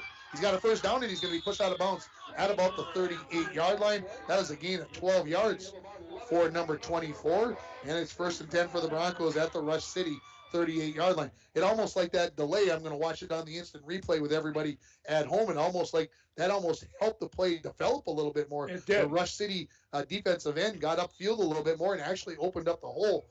That is the number 59, Van Daniker. I think I said it right, Van Daniker. We were working on it before the game. McGonigal is going to catch that pass in the flat, going to drop a knee down, and it's going to be a loss of 3 yards on the play. Pass was a little bit low from Joslin, but not that low. We'll call it a loss of 2. Back to the 41-yard line. 2nd and 12 coming up for the Broncos. 2 receivers each side. Joslin remains the quarterback with Christensen in the backfield. Christensen looking for room up the middle. There is none right there. And we got a flag coming in late, folks. Hang on. The back judge is working on his arm throwing there. And I'm trying to see who that was that made the tackle. That is number 65 for Rush City. That is William Volk Jr. And I'm not sure if this was a face mask penalty because that's what Diego Christensen was looking for. So let's see if that's what it's going to be. It is going to be a personal foul, 15-yard penalty. So Christensen was dragged down about the 43-yard line. And they'll put the ball on the 28. So there's your 15-yard penalty. It's a first down for the Broncos at the 28-yard line. The Broncos will come with two receivers near side, one to the far side, two running backs in the backfield now with Crandall and Christensen. 7.5 remaining in the third quarter. Broncos still trailing 30-6 as it was at halftime. Crandall gets the ball, trying to get to the outside. He has to lay on the brakes, and Ty Step says, "Get out of my defensive position over here. I'm throwing you down, you little freshman." No, I have to admit, I do like Ty Step's attitude. He is out there to play ball, and that's what he's doing. 2nd and 11. Well, when you're the middle linebacker and the fullback, that's good days. It's a good day. It's a great day. You get to run a little bit. You get to knock some people down. 2nd and 11 for the Broncos from the 29-yard line. Joslin remains with two running backs, one on each side. This is going to be a handoff to Christensen, looking for room up the middle, and number 44, Montgomery Palmer, comes up with the tackle after a short gain for Christensen. We'll call it a gain of a yard, and now the Broncos have 3rd and 10 from the 28-yard line. Had a nice chat with former assistant coach Howard Levine today at the grocery store. What a guy. He says, "I listen to you guys all the time." He says, "I just don't want to come and sit out in that cold." He says, "That's okay. I'll give a shout out if you're watching TV. Hi, Howie." So 3 wide receivers to the left-hand side. Tristan Thompson, the singled-up receiver on the near side. Crandall is the running back in the backfield. Joslin marks out the signals. Takes a snap, drive back. He's under pressure, and he's going to be sacked by Archambault as he could not get away from number 22. So the loss of about, we'll call it a loss of almost 5 yards on the play on the sack. Call it officially 4. And they'll bring up 4th and 14 for the Broncos from the Rush City 32-yard line. Joslin was looking to go left with it all the way to the trip side, but he was under pressure immediately. So the 2 receivers to the far side of the field, the left-hand side of the formation for the Broncos is Larson and Glowak. McGonigal and Thompson to the near side. Christensen in the backfield with Joslin to his right. Joslin drops back. He's going to throw it deep. No, he pulls it down. Now he's going to try to run for it. 30. 25, 20, 15, and he's going to be brought down inside of the 15-yard line, and it's a first down Broncos. Hey, wow, nice job by Cody Joslin. Yeah, it was. That was one really of the best runs all season. So we'll give him a gain of, how about we give him a gain of 20 on the play? We'll put it down at the 12-yard line. 1st and 10 for the Broncos right there at the 12. Stay with that same formation. Worked so well on the last play. Why not? Why not? Everybody looking over, getting the play call from the coaches. 5:15 and counting remaining in this third quarter. Score still 30-6 in favor of Rush City. Christensen, handoff. Hit at the line of scrimmage, breaks that tackle. Trying to drive forward. Oh, there's a... Boy, I'll tell you, Ty Step got up around the face mask area. He certainly did. And George was looking for a flag. I thought it should have been a flag, but the guys that mattered said, no, we're going to let that one go. And you grab hold of that ear hole area. I know. I used to like doing that, but, Well, you were a nasty old player back in the 60s, George. You dirty son of a gun, you. 2nd and 10 for the Broncos from the 12. There weren't any rules then. Glowak, the quarterback. He takes it, hands it off to Christensen. He's trying to go up the left-hand side, and all he sees is white jerseys. Andrew Thole and number 62. That is mold. That is the only thing that Diego Christensen saw on that play. He is going to lose 3 yards on the play and to bring up 3rd and 13 from the 15-yard line. Looks like Glowak will remain the quarterback here. Thompson and McGonigal are going to switch spots out here on the right-hand side. They're playing press coverage on Alex Larson on the backside with a help over the top. I love that play on the defense by Rush City. Glowak takes the snap, drops back, looks right, throws right. Thompson, he's all alone. Touchdown Broncos. So that is the second touchdown pass of the game for Ben Glowak. This one to Thompson. It is a 15-yard touchdown pass. And the Broncos within 30-12 here with 3:46 remaining in the third quarter. I was just thinking, are they going to run an X and bring Thompson to the corner? And sure enough, Sure enough, that's they right. did. It was a nice little fade pass too. I mean, Beautiful, right on the button. Right on the button. So we'll see what the Broncos decide to do here on the 2-point conversion. This 2-point conversion is important because that gets them back within 2 full possessions, 16 points down. Black, ready to take the snap. Going to try the old shovel pass up into the middle. Will he get in? Bennett Smith does on the 2-point conversion. And the Broncos within 16 at 30-14. We'll take a break. Broncos listening to Bronco Football on K104 and RJBroadcasting.com. And you're watching it on YourLiveEvent.com. And we're back with breaking news. The new Coke Zero Sugar might be the best Coke ever. That's right, Jim. With an improved taste and 0 calories, make sure... Jim. Ooh, yes, this tastes like the best Coke ever to me. We're on the air. I need to try it first. With zero sugar and now even more delicious, it's the new Coca-Cola Zero Sugar, the best Coke ever. Find out for yourself. Falls International Airport is an economic engine for our area. Daily commercial flights, along with private aviation, brings visitors from across the country to do business with local firms as well as vacation here. And the airport provides access for local residents to connect to the world as well as a wide variety of job opportunities. The new airport terminal makes travel comfortable, convenient, and many times cost competitive. Falls International Airport, giving you another travel option and strengthening the economic fabric of our community. Welcome back to Sports Stadium. 3:46 remaining in the third quarter. Broncos score on a 50-yard drive and get it into the end zone. They trail 30-14 here as Cody Joslin gets ready to kick it off. Back deep, McPhee and Archambault. Joslin approaches it and drives it down the far side. Looks like this could go out of bounds. No, Archambault's going to pick it up right at the 20. Breaks a tackle. Looking to get some room, and he breaks a couple more tackles, and then it'll be dragged down about the 43-yard line. It's a 40-yard kick, a 23-yard return, and the Rush City Tigers with very good field position at their own 43-yard line. They'll start there 1st and 10. And I didn't see who made the tackle there, but I'm glad they did because Archambault had a head of steam there. I thought he might go the distance. That would have been the same direction that Aiden Duffy did last week for GNK. 1st and 10. Broncos looking to get another stop here. Step looking to go off the right-hand side. He's got room. 10, 15 yards before he's going to be dragged down by Ezra McGonigal. And we'll give Step a gain of, well, how about, they'll mark him down about the 41. How about we give him 16 on the carry and another first down for the Tigers at the 41-yard line of the Broncos. You know, for as big as he is, George, he gets up to speed pretty quick. Oh, no, he's got good speed. And actually his team, the team has very good speed. 1st and 10 for the Tigers. 3:25 and counting remaining in the third quarter.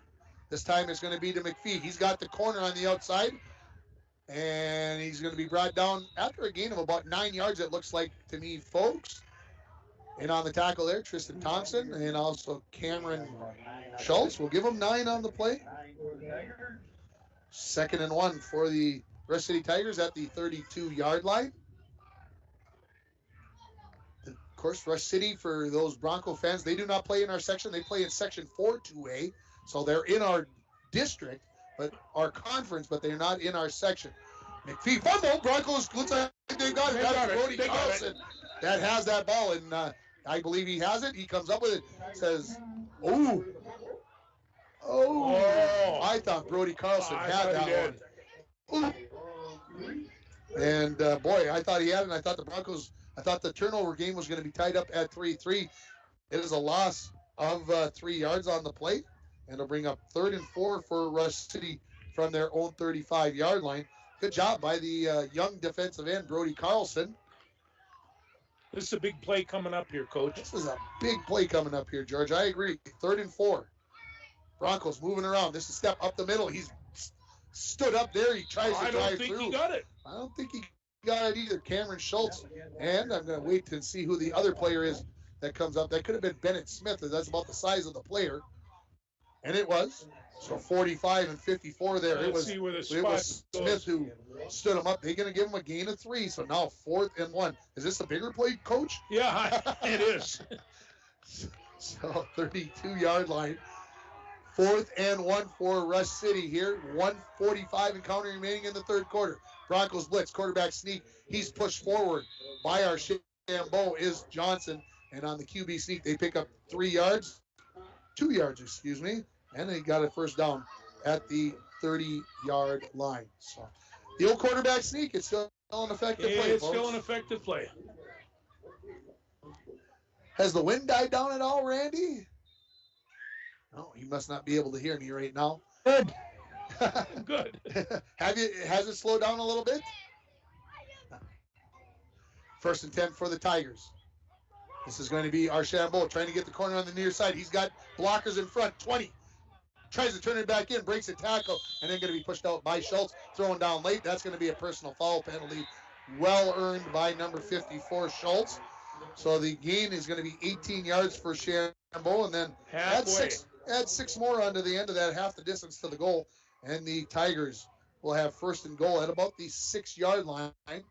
And that's a little bit of frustration there by number 54. Go ahead, Randy. Nope, not hearing you, Randy, right now. So how's that? That's there better. You go. Yeah, that's not what you want to see your players doing there, giving extra yardage, but that's how things go. No, you just can't do that. So coming back into the game, Seth Lynch, I see him over at the tackle position. The Broncos going to go with a 6-man line here. 1st and goal from the 6-yard line for Rush City. 1:10 and counting remaining in the third quarter. 30-14. Rush City leads it on your Rainy River Community College scoreboard. Step on the trap. He's into the linebacker level, dragging people, and the Broncos are going to hang on and drag him down at about the 1-yard line. So a 5-yard gain. The 1-foot line. Okay, the 1-foot line. It's good to have a guy right down there on the goal line. Watching, it's a gain of 5 yards. It'll be 2nd and goal from the 1-yard line for the Tigers as they look to go back up by 3 scores here as we approach the end of the third quarter. Next week, we got a busy week on our airwaves. We're going to have LBF Vikings volleyball on Monday night. We're going to have Bronco girls swimming and diving Tuesday afternoon, and we're going to have a doubleheader of football on Wednesday night. 2nd and goal from the 1. Quarterback sneak. Did he get in? Boy, the Broncos got a really good push. Johnson went backwards first, and I don't think he's in. We'll see if the officials running in throw up their arms. They say no, just one arm in the air, so no gain. How about that? On 2nd and goal from the 1, so make it 3rd and goal from the 1. And, of course, Lucas Hollis, and I see C.J. Hasbargen. They are those 2 defensive guards in the middle, and that is the end of the third quarter with the score. Rush City 30, International Falls 14. You're listening to Bronco Football on K104, rjbroadcasting.com, and you're watching it on yourliveevent.com.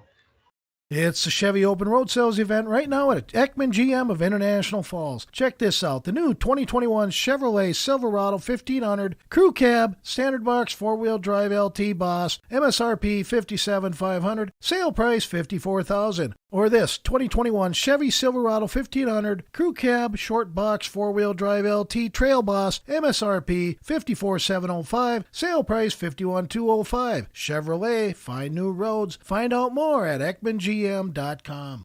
As the days get shorter, that means colder weather is on the way. Now is the time to start thinking about your propane essentials for the upcoming winter. Whether it be for your home, hunting shack, or fish house, Lakes Gas offers great pricing contract options with their pre-buy budget programs. Family owned and operated for over 60 years, Lakes Gas is among the largest providers in the Midwest. For prompt, dependable service, choose Lakes Gas Company. For more information on their available programs, contact Lakes Gas at 283-3035 or find them online at lakesgas.com. We come back here, the Broncos trailing at 30-14. The Rush City Tigers, they've got 3rd and goal from, well, probably a foot. I was being told down there, so we'll call it 3rd and a foot. 3rd and goal from a foot-yard line. From the foot line. Yeah. There's Randy down there. He can tell you how close they are. How close? Correct, a foot. A foot. Maybe not even. Man, I can't hardly see any room in between there. That's how close it is. It's just outside the cut grass. So there you go. That kind of gives you a lawnmower's width. So that'd be about a foot. Straight T backfield. Johnson under center, turns around, going to hand this off to McPhee, and now. he's going to walk into the end zone. Hey, he was the only running back without a touchdown. They had to spread it around, didn't they? They did. They do. 1 yard out for McPhee, and it is 36-14 as Lucas goes in from a yard out. And the score 36-14, 2-point conversion pending. 3 seconds into the fourth quarter.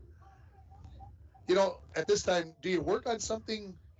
You're up now 3 scores. You're in the fourth quarter. Do you work on a 2-point conversion play here that you might need down the road? Or don't you show anybody because everybody's getting film?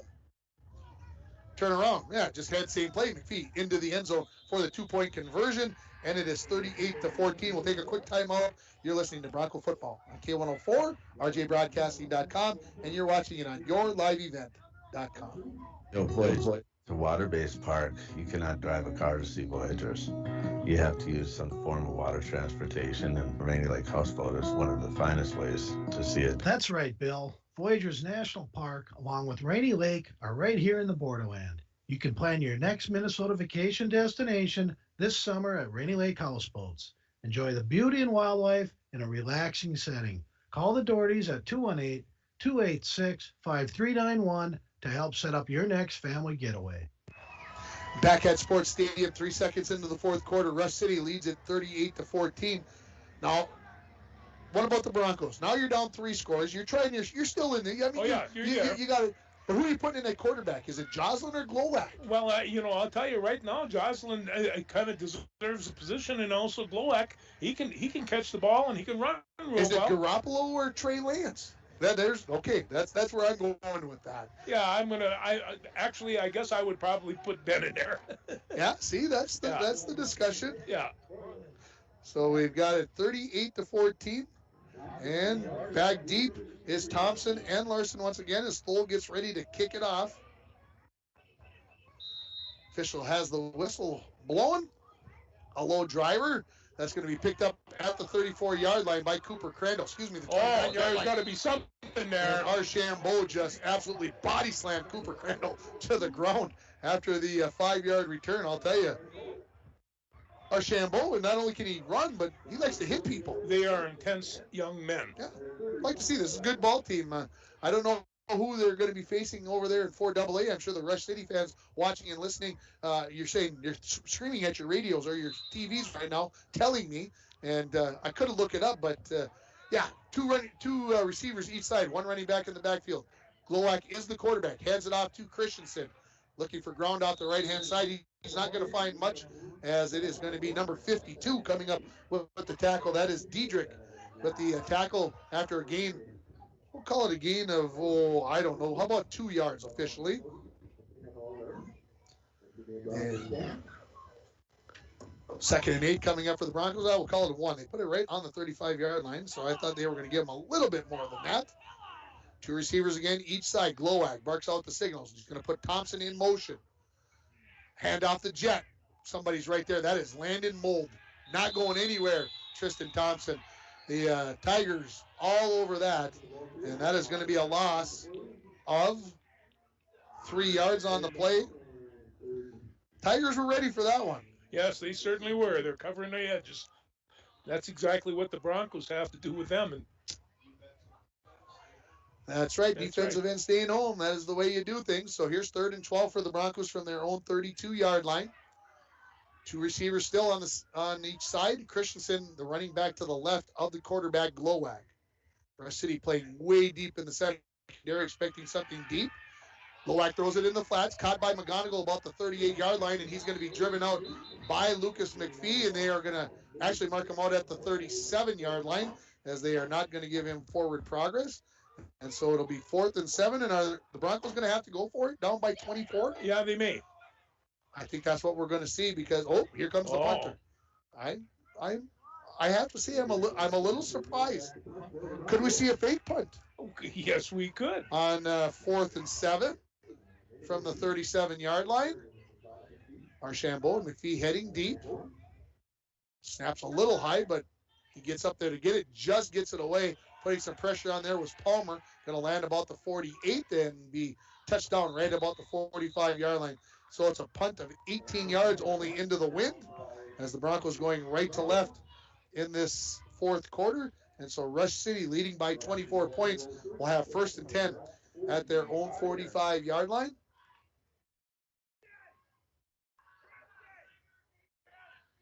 So the Broncos have to come up with a stop here. 10:22 remaining in the fourth quarter on your Rainy River Community College scoreboard, 38-14. And this one off the step. He's into the secondary level, and he may be gone. It's a race. Him and Thompson heading towards the far corner, and Step is going to win that race. And that's not an easy race. That is not an easy race. That is a 54-yard touchdown. I was for Rush suggesting City. Maybe Thompson's one of the fastest guys in the Bronco team, and he is. If he's not the fastest, he's the second or third fastest on the team. And Step able to pull away from him down the far sideline. It is a 54-yard touchdown run. His fourth of the night for Tyler Step. And the Rush City Tigers lead at 44-14 with a 2-point conversion attempt coming up. Thompson had an angle on him, and he just outran him. He just outran him. That is just pure speed, folks, from a guy who's 6'1", 200. Yeah. Handoff to Archambault going out the left-hand side. He's going to be knocked down in the backfield. Good job there by number 66, Braden Skipstead on the tackle. We'll take a timeout here with the Tigers leading at 44-14. You're listening to Bronco Football on K104 and rjbroadcasting.com, and you're watching it on yourliveevent.com. Falls International Airport is an economic engine for our area. Daily commercial flights, along with private aviation, brings visitors from across the country to do business with local firms as well as vacation here. And the airport provides access for local residents to connect to the world as well as a wide variety of job opportunities. The new airport terminal makes travel comfortable, convenient, and many times cost competitive. Falls International Airport, giving you another travel option and strengthening the economic fabric of our community. Hi, this is Derek Olson. Border Bank wants to help you get out this fall season and enjoy all the area has to offer. Visit with us about a loan for a new side-by-side, camper, boat, or truck, or anything you need to get out and go exploring, trail riding, fishing, or hunting. Rates are still low, and the timing is right. Border Bank, helping people enjoy the great outdoors since 1935. Member FDIC. Back at Sports Stadium, kickoff coming here. Andrew Thole, lining it up for the Tigers as they lead at 44-14 on your Rainy River Community College scoreboard. Back deep, we got Larson and Thompson. A low driver again. Larson will pick it up at the 19, head straight up the field, 25-30, now looking to get to the outside, and he is going to turn right at the sideline, and he's going to be taken down at about the 38-yard line. So a good return there. Alex Larson of about 19 yards. And the Broncos, decent field position as they'll start first and 10 from their own 38-yard line. Broncos are going to have to play quickly now, down 30 points with 10 minutes remaining. And I don't think we'll see the Broncos doing any punting here, unless it's majorly long. You might as well go for it here, down, 4 scores. That's right. Two receivers each side. Christensen in the backfield with Glowak as the quarterback. Throws it in the flat. Thompson catches it at the 40, makes a move, and he'll be ridden out of bounds by McPhee near the 45-yard line. We'll call it a gain of 6 on the play. So how about 2nd and 4 for the Broncos coming up from the 44-yard line? Glowak again playing in his first game. Played a little receiver, played a little quarterback. He's got both touchdown passes in this game. And just getting some work here right now as the Broncos get ready to take on Crosby Arrington on the road on Wednesday. 2 receivers each side. Christensen remains the running back to the left of Glowak. Glowak and Christensen are going to run, Crandall are going to run some option. Crandall breaks one tackle of Ty Step, surprisingly enough. And Crandall will get a gain of about 2 yards. I think that's the first option play we've seen all year, George. Yeah, it might have been. Game 7, and Crandall has his helmet come off, so he's going to have to come out of the ball game. It's a gain of, how about a gain of 3? 2, we're going to have to call it. It is 3rd and 2 for the Broncos from about the 46.5-yard line. Stay with the 2 receivers each side. Christensen back in the backfield. At 24 and 44 look a lot alike to my old eyes. Glowak Takes the snap. He's going to run it up inside. He's going to have enough for the first down here. He's crossed midfield, heading to the outside. Breaks another tackle. He's going to be brought down near the 40-yard line. Good run by the senior. Beautiful block by Christensen, sprung him. Well, and one of the things we have to consider is Benny is he's probably one of the best running backs that we have in there. So, he can. And he's fresh. He is fresh. He's fresh. 13-yard gain for number 13, just outside of the 40-yard line. 8:35 and counting remaining in this ball game. Broncos trailing by 30 points. Glowak hands it off. Christensen finds some room, and then it shuts down in a hurry. Number 22, Sean Archambault, comes up with the tackle. Will give a gain of 2 yards for Christensen. Yeah, they only give him 1 yard. I'll go along with the PA guy on that one. 2nd and 9 as they put the ball right on the 40-yard line. Christensen comes out of the game holding his right elbow. So Cooper Crandall back into the game in the backfield. Broncos will go with 3 wide receivers to the near side. Tristan Thompson singled up on the far side of the field. Glowak looking that way. Are they going to just throw it deep down that far sideline? Nope, they're going to throw it to Crandall in the flat, and this time, no mistake by number 23. He says, "You're not getting by me again, number 44. He throws him down for about a 4-yard loss on that pass completion to Cooper Crandall. Will bring up 3rd and 13 for the Broncos at the 44-yard line. Bennett Smith coming into the ball game, replacing Crandall. 2 wide receivers each side. Broncos obviously in 4-down territory here, so maybe get half of this back right now. McGonigal and Thompson, the 2 receivers to the far side. It is Hendricks Torgerson and Larson. Larson catches it in the flat. It's low. They're going to say incomplete, that it skipped in there, which I think I can agree with. Yep. And so now 4th and 13 for the Broncos from the Tiger 44-yard line. Clock stops with 7:06 remaining in this ball game. Bennett Smith out. Coming into the ball game is Diego Christensen. I want to make sure that I see 24 and not 44. I'm working at it, folks. Be patient with me. 2 receivers each side. 4th and 13. Glowak checks over the secondary. Make sure everybody's set. Takes the snap. Drops back. Looks right. Throws deep down the right side. This is going to be... Oh, God! That went right through the hands of McPhee. I was going to say it's going to be picked off, but it's not. That is going to be a complete pass for a first down to Tristan Thompson along the far side. That is going to be for 24 yards. They're going to put it down on the 20-yard line, and on 4th and 13, the Broncos pick up 24, and it's 1st and 10 for the Broncos. 3 receivers now to the near side as McGonigal changes sides. Christensen remains in the backfield. Glowak, 6:55 and counting remaining, takes the snap. Hands it out to Diego, and he's going nowhere, as that was Archambault on the blitz from his linebacker position. He takes down Diego for about a 3. Let's see, where did they put the ball down? It's finally spotted there. It's called a loss of 2 yards. 2nd and 12 coming up for the Broncos from the 22-yard line. Broncos will stay with 3 receivers to the near side.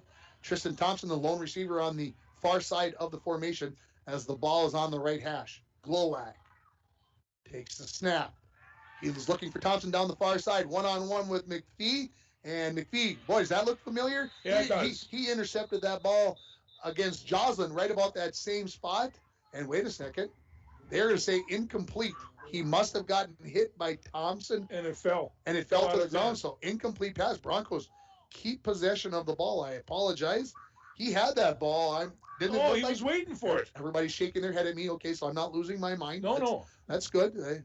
I know it's According to the official back here, he was bobbling it, so Thompson did a good job of coming back and putting a hit on him right away. See, Randy Anderson coming through again, down there on the sideline for us. He's probably over on the far side of the field now, giving us this this report. He's in camouflage over there. They can't even see him. Yeah, Broncos are going to get a new football, I think, brought in. Something's wrong with that one. Maybe McPhee didn't like it. He says, "Give me a new football that I can catch." It had a hole in it. 3rd and 12 for the Broncos from the 22-yard line. High snap. Glowak bobbles it. He's going to try to run to the outside. Breaks back up north and south. He's going to be brought down. He fumbled it. I saw the ball bounce, and the Tigers have recovered it. And we talked about this, George, earlier in the ball game, that one thing that Ben Glowak struggles with is hanging on the ball when he's out running. Kind of gets that ball out there like the old loaf of bread that we talk about, and he did fumble loaf of bread. And Rush City covers it up and stops the Broncos. So the Broncos have thrown 3 interceptions. It probably should have been 4. Kind of maybe whatever, the way it was supposed to be. So the Tigers take over on their own 13-yard line. 1st and 10. 6 minutes and 1 second remaining. Looks like the starters are still out there for the Tigers. Yes, they are. This is going to be Archambault going off the left-hand side. He keeps those feet driving, won't go down, and he gets across the 20-yard line. That's just desire, folks. I don't know how else to put it. He should have been brought down like 2 or 3 times. We're going to call it a gain of 9 for Archambault. Well, how about 8 as they put it down on the 21-yard line? 2nd and 2 coming up. Well, wow. We'll call it 3. We won't call it a gain of 7, folks. How's that sound? Same formation, same backfield. They can't tell if they've got any different linemen. It doesn't look like it. Archambault getting more work. No, this is step up the middle. See, they snookered me, the doggone it. They finally caught me. Step up the middle on the fullback trap. He is going to get a gain of 12 yards. And a first down for the Tigers at their own 33-yard line. 5:17 remaining as they will start the clock once everybody is set. There it is. He's got to be getting in the 250, 300-yard range. Well, I haven't been writing down numbers for Rush City. They had 369 yards rushing at the half. You figured he had close to 175 in the first half, and we get a whistle and a timeout by the Bronco defense. This timeout is brought to you by Service Master of International Falls. For a home that is professionally cleaned all year round, call Service Master at 283-4475. Todd and Gretchen will take very good care of you. We'll take a timeout here with the score. Rush City 44, International Falls 14. You're listening to Bronco Football on K104, rjbroadcasting.com, and you're watching it on yourliveevent.com.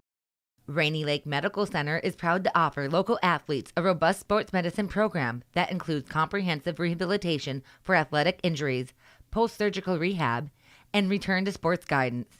Rainy Lake Medical Center's Advanced Concussion Management Program offers additional protection and peace of mind to athletes and parents. For more information, call Rainy Lake Medical Center Therapy and Wellness Department at 283-5420. Good luck, athletes, on a successful year from Rainy Lake Medical Center. At Sports Stadium here, referee whistle. Get your teams back out onto the field. 5:02 remaining in the fourth quarter. Rush City 44, International Falls 14. Both teams still have their starters out there. And, of course, there's always that coaching argument. Do you pull your defensive starters? Then I'll pull my offensive starter. Who gives? That could be the question to answer. This is going to be McPhee trying to get to the outside. Broncos, Thompson came up, and he is off to the races. 45. Alex Larson's going to get a piece of him and drag him down just about the 47-yard line. So give Lucas McPhee a gain of 21 yards on the play and another Rush City first down at the Bronco 47-yard line. Randy Anderson, you coached football in your days? Or are you only official? Randy, you ever coach football? I coached a little bit of junior high. Okay, 1st and 10 for the Tigers. This is going to be not Archambault. This is going to be step right up the middle. Well, you could follow Archambault all around there. I mean, the fakes are just crisp. That is Andrew Thole on the fullback trap, and the Tigers are starting to sub their running backs in. It's a gain of 6 yards for Thole. Archambault has just left the game as well. As 2nd and 4 coming up for the Tigers. Caleb Johnson remains the quarterback. 4:15 and counting remaining. Tigers leading at 44-14. Walking up the ball now, making sure they take their time, which is a good idea. And this is going to be number 15, Umbright, that is going to slip a little bit there as he tried to turn and go north and south. But he gets across the 40-yard line. They might come at the 38. That is going to bring up a 3rd and 1 here for the Tigers after the 3-yard gain. How much would you like to be at this game next Wednesday, George? Moose Lake Willow River versus Rush City. Ooh, that's going to be a good one. Where's that going to be played? Well, let me see if I can find that out on my sheet of paper here. It says it is going to be at Rush City. I would drive all the way to Rush City to watch that one. Oh, you would drive that far for a game of tiddlywinks if it was a good one. 3rd and 1. Handoff. This is Thole. He's across the 35, dragging Glowak. Gets a little help from Ezra McGonigal as they take him down, but Thole has the first down. That is going to be a gain of 6 yards.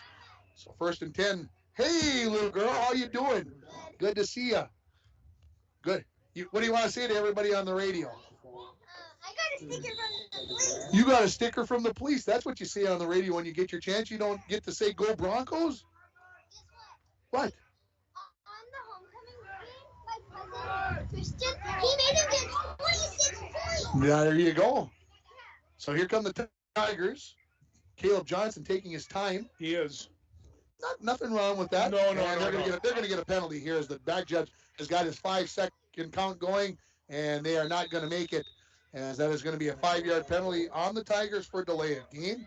So back it up 5 yards. 1st and 15 coming up as my granddaughter Charlotte, and we're getting the whole family on here tonight. That's the way to go. But I did notice that the offensive line is, for the most part, still has a starter.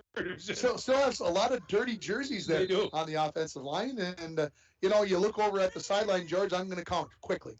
3, 6, 9, 12, maybe 14 players on the far sideline. So, you start thinking about that. That's just 25 kids, about the same as the Broncos have. Size. So, 1st and 15 coming up for the Tigers. Turn around, hand it off to Umbright. He's into the linebacker level. He's going to get a gain of about, we'll call it 6 yards down to the 31-yard line. 2nd and 9 coming up for the Tigers from the 31-yard line. 2:15 and counting remaining in this ball game. The Broncos are going to be at CI next Wednesday, George, and we're not going to be there to see it live, as we're going to be in Little Fork covering North Central versus Ely. But you'll be able to hear that Bronco game on K104 and rjbroadcasting.com. So make sure you're listening there next week for that final game of the regular season. This is McPhee. Not much place to go, but he patiently waits. Breaks 1, 2, and he's going to get across the 25-yard line. He's going to be brought down there by, that is Seth Lynch, number 76. That finally brings him down. A 6-yard run. That was a matter of, what do you say to your running backs? Keep your feet going, and that's what he did. Chopping those steps. Little choppy steps. He's very good at cutting back against the green. And the Broncos have called the timeout here with 1:28 remaining. This timeout is brought to you by Service Master of International Falls. For a home that is professionally cleaned all year round, call Service Master at 283-4475. We'll take a 30-second timeout. We'll come back with more here from Sports Stadium. 44-14, Rush City leads it. You're listening to Bronco Football on K104 and online at rjbroadcasting.com. It's the Chevy Open Road Sales event right now at Ekman GM of International Falls. Check this out. The new 2021 Chevrolet Silverado 1500 Crew Cab, Standard Box 4-wheel drive LT Boss, MSRP $57,500, sale price $54,000. Or this 2021 Chevy Silverado 1500 Crew Cab, Short Box 4-wheel drive LT Trail Boss, MSRP $54,705, sale price $51,205. Chevrolet, find new roads. Find out more at EkmanGM.com. To Sports Stadium as we are discussing the rationale of calling a timeout with 1:44 remaining in the game. And a couple of substitutions coming into the ball game for the Broncos. It looks like the Tigers, again, staying with that offensive line. All 7 guys up front look like they are the same 7 guys. They are. And they're good. And they're good. 3rd and 3 coming up for the Tigers from the Bronco 25-yard line. Broncos look like they're going to come with a 6-man line. 1, 2, 3, 4, 5. They might bring a linebacker blitz here as well. They look like they're coming up ready to go. Actually, they're going to come with that, look like a 7-man line. Here comes Ryan Hedlund running onto the field late. Umbright going to go up the left-hand side. He's going to have enough for the first down. He's across the 20 and brought down at about the 18-yard line. How about we call it a gain of 7 on 3rd and 3. And the Tigers have 1st and 10 at the 19-yard line. 1:33 remaining. Clock will start right now. Both Umbright and Athol they're juniors, so they're going to return next year. They're running real well right now. Come up with that 2 tight end straight T backfield. This is going to be Thole, the fullback. Breaks one tackle, but he's not going to break the second tackle, as that is Cameron Schultz that is loving life on a tackle like that. Glowak comes up off the bottom of the pile as well. No gain for Thole on first down at the 19-yard line as we go under a minute remaining in this ball game. Possibly one snap left. I think, George, that's all we're going to see here. 40-second play clock in high school football, just like in the pros, just like in college. And they are just going to take a knee here as they go in to the victory formation. And if they wait till after 40 seconds are left, which they have done, Caleb Johnson looked at the clock. That's good coaching again right there. Take the knee, and that is the ball game. The final score, Rush City 44, the International Falls Broncos 14. We'll take a break, and we'll come back with the Manco Trucking postgame show. You're listening to Bronco Football on K104, rjbroadcasting.com, and you're watching it on yourliveevent.com. As the days get shorter, that means colder weather is on the way. Now is the time to start thinking about your propane essentials for the upcoming winter. Whether it be for your home, hunting shack, or fish house, Lakes Gas offers great pricing contract options with their pre-buy budget programs. Family owned and operated for over 60 years, Lakes Gas is among the largest providers in the Midwest. For prompt, dependable service, choose Lakes Gas Company. For more information on their available programs, contact Lakes Gas at 283-3035 or find them online at lakesgas.com. At Packaging Corporation of America, we're proud to sustainably manufacture America's top-selling brand of paper right here at our International Falls Mill. PCA is committed to U.S. manufacturing, environmental excellence, and providing great support to the many events that make our community unique, including the International Falls Bass Championship. At Packaging Corporation of America, we make more than paper. We make a difference. And we're back with breaking news. The new Coke Zero Sugar might be the best Coke ever. That's right, Jim. With an improved taste and 0 calories, make sure... Jim. Ooh, yes, this tastes like the best Coke ever to me. We're on the air. I need to try it first. With zero sugar and now even more delicious, it's the new Coca-Cola Zero Sugar, the best Coke ever. Find out for yourself. Falls International Airport is an economic engine for our area. Daily commercial flights, along with private aviation, brings visitors from across the country to do business with local firms as well as vacation here. And the airport provides access for local residents to connect to the world as well as a wide variety of job opportunities. The new airport terminal makes travel comfortable, convenient, and many times cost competitive. Falls International Airport, giving you another travel option and strengthening the economic fabric of our community. Randy, it's all yours. I got Braden here, yes. Braden, I've been impressed with you all the 4 home games I've seen here. You're just in there all the time offensively and defensively, and I think the team, by you and the other captains, have tremendous grit and never quit attitude. Where do you get that from? That's definitely from our coaches in our program. We have our 4 values: respect, grit, blood, stampede. We definitely took grit into last week and we beat Greenway, so we thought we can put grit into this team. We know they're a good team. We knew it's going to be a shootout, and they just put it out in front of us. You guys did a lot of good things there. They got 3 or 4 big runs on you. Otherwise, you were stacking up pretty good. But what was your game plan going in defensively? What were you looking at to try to stop or make it difficult for them? We were looking to have a lot of linemen down, kind of fill up the gaps and have the linebackers run free. We knew they would like to just kind of shove it down your throat and just wear you out for offense. So that's kind of what happened, and they're able to do a good job on that. So it's tough for us. Yes, it was. It seemed like you'd stop them 3, 4, 5 yards, and then all of a sudden, boom, they'd get 10 or 15 or break the one. How about offensively? What was your game plan kind of going in there? Offense, we knew that we would probably be able to run the ball. A lot of open field right in the middle there. We got Ben Glark back, and he's just he's definitely a leader on this team. We definitely hope he had a good game, and I sure do believe he had a good game. We were looking just to pass the ball. We didn't know how much we were able to do with the rain, but I say we did have a good day on offense. Scoreboard doesn't show it, but I still believe we do. Yeah, I think you guys moved the ball pretty well, and some passes were very accurate. And I was very impressed with you guys, the way you just keep plugging away. Yeah, we like I said before, grit is definitely one of our main values, and so I thought today we did show some of that a little bit, but definitely this one definitely hurts, and we're gonna have to feel it and then flush it and then get ready for Crosby next Wednesday. Very impressed with you guys with your effort tonight, and good luck at Crosby. Nice talking to you, Braden. Thank you. That is Braden Skifstead joining us on the post-game interview. Good job there, Randy. And to Braden, we'll take another break. We'll come back with more in the Manco Trucking post-game interview or post-game show. You're listening to Bronco Football on K104, rjbroadcasting.com, and you're watching it on yourliveevent.com. Howard Senix. If you in to see all they offer. Senix East is much more than just a gas station. They are the only convenience store that carries a selection of Canadian bread in town, have low milk prices, knickknacks, and more. Howard Senix East offers a 7-cent per gallon discount on gasoline when paying with cash. Senix East is also looking to hire dependable people to join their team. Stop in at the store and apply. Open 6 a.m. to 9 p.m. Howard Senix East on Highway 53. Back at the sports stadium in the Manco Trucking post-game show.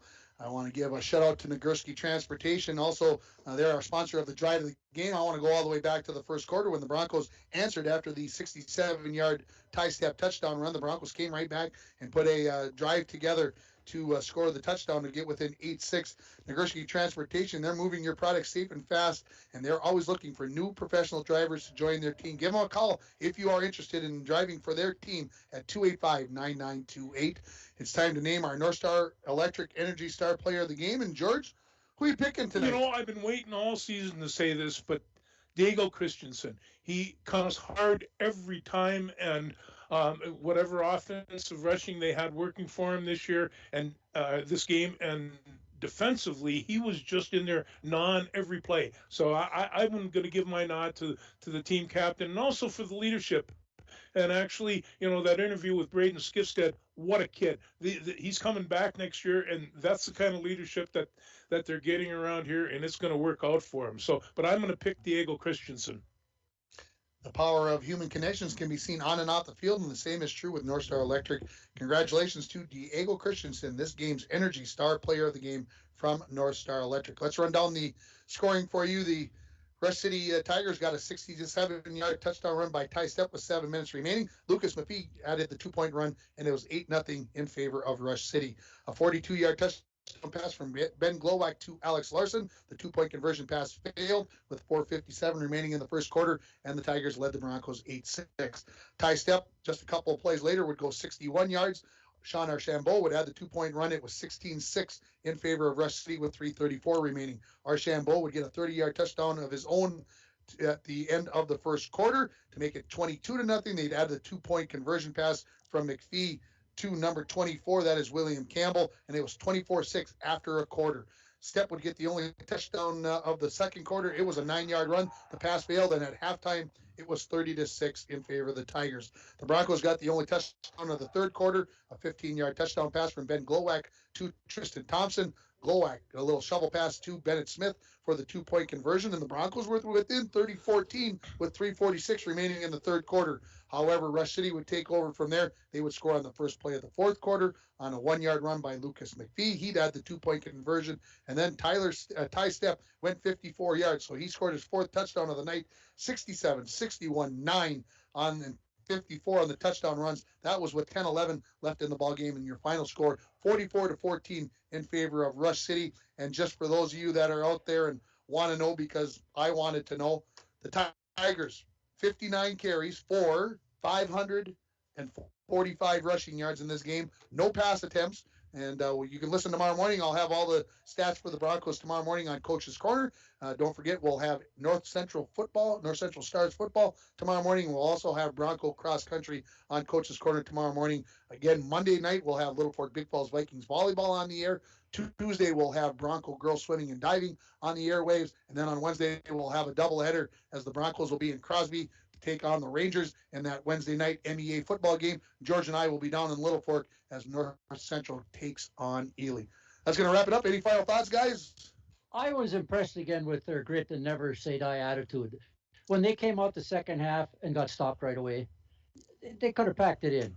But they stopped Rush City, and then they get the ball back and go down and score. I was really impressed. Oh, in the third quarter, I thought for the most part they played them pretty head up, and you know, and they just kept running. And that's after they lost one of their better defensive players and and Gavin Lovelace. But you know, we have Ty Stepp right where we want him. He's a senior, and you know, you so don't have to worry about number 23 next we season have to when worry we drive about all the way 23 to Rush next year. City. Yeah. So, but they got a very fine team, and they're going to be fun to watch the rest of the playoffs. Yes, they are. Rush Very good City, team. Russian City improves to 7-0 on the season. The Broncos dropped to 1-6 again. Rush City at Moose Lake, Willow River. I will drive the distance to go watch that game next week, but I'll be a little bit busy. Yeah. But we'll be watching and keeping track of that game. Thanks, George. Thanks, Randy, for being here. Dwayne, getting us on the air on yourliveevent.com. For everybody listening at home, thank you for listening to Bronco football as they fall by a final score of 44-14 for everybody at K104 Sports. This is Tim Ringhofer wishing you a very good evening. Thank you for listening.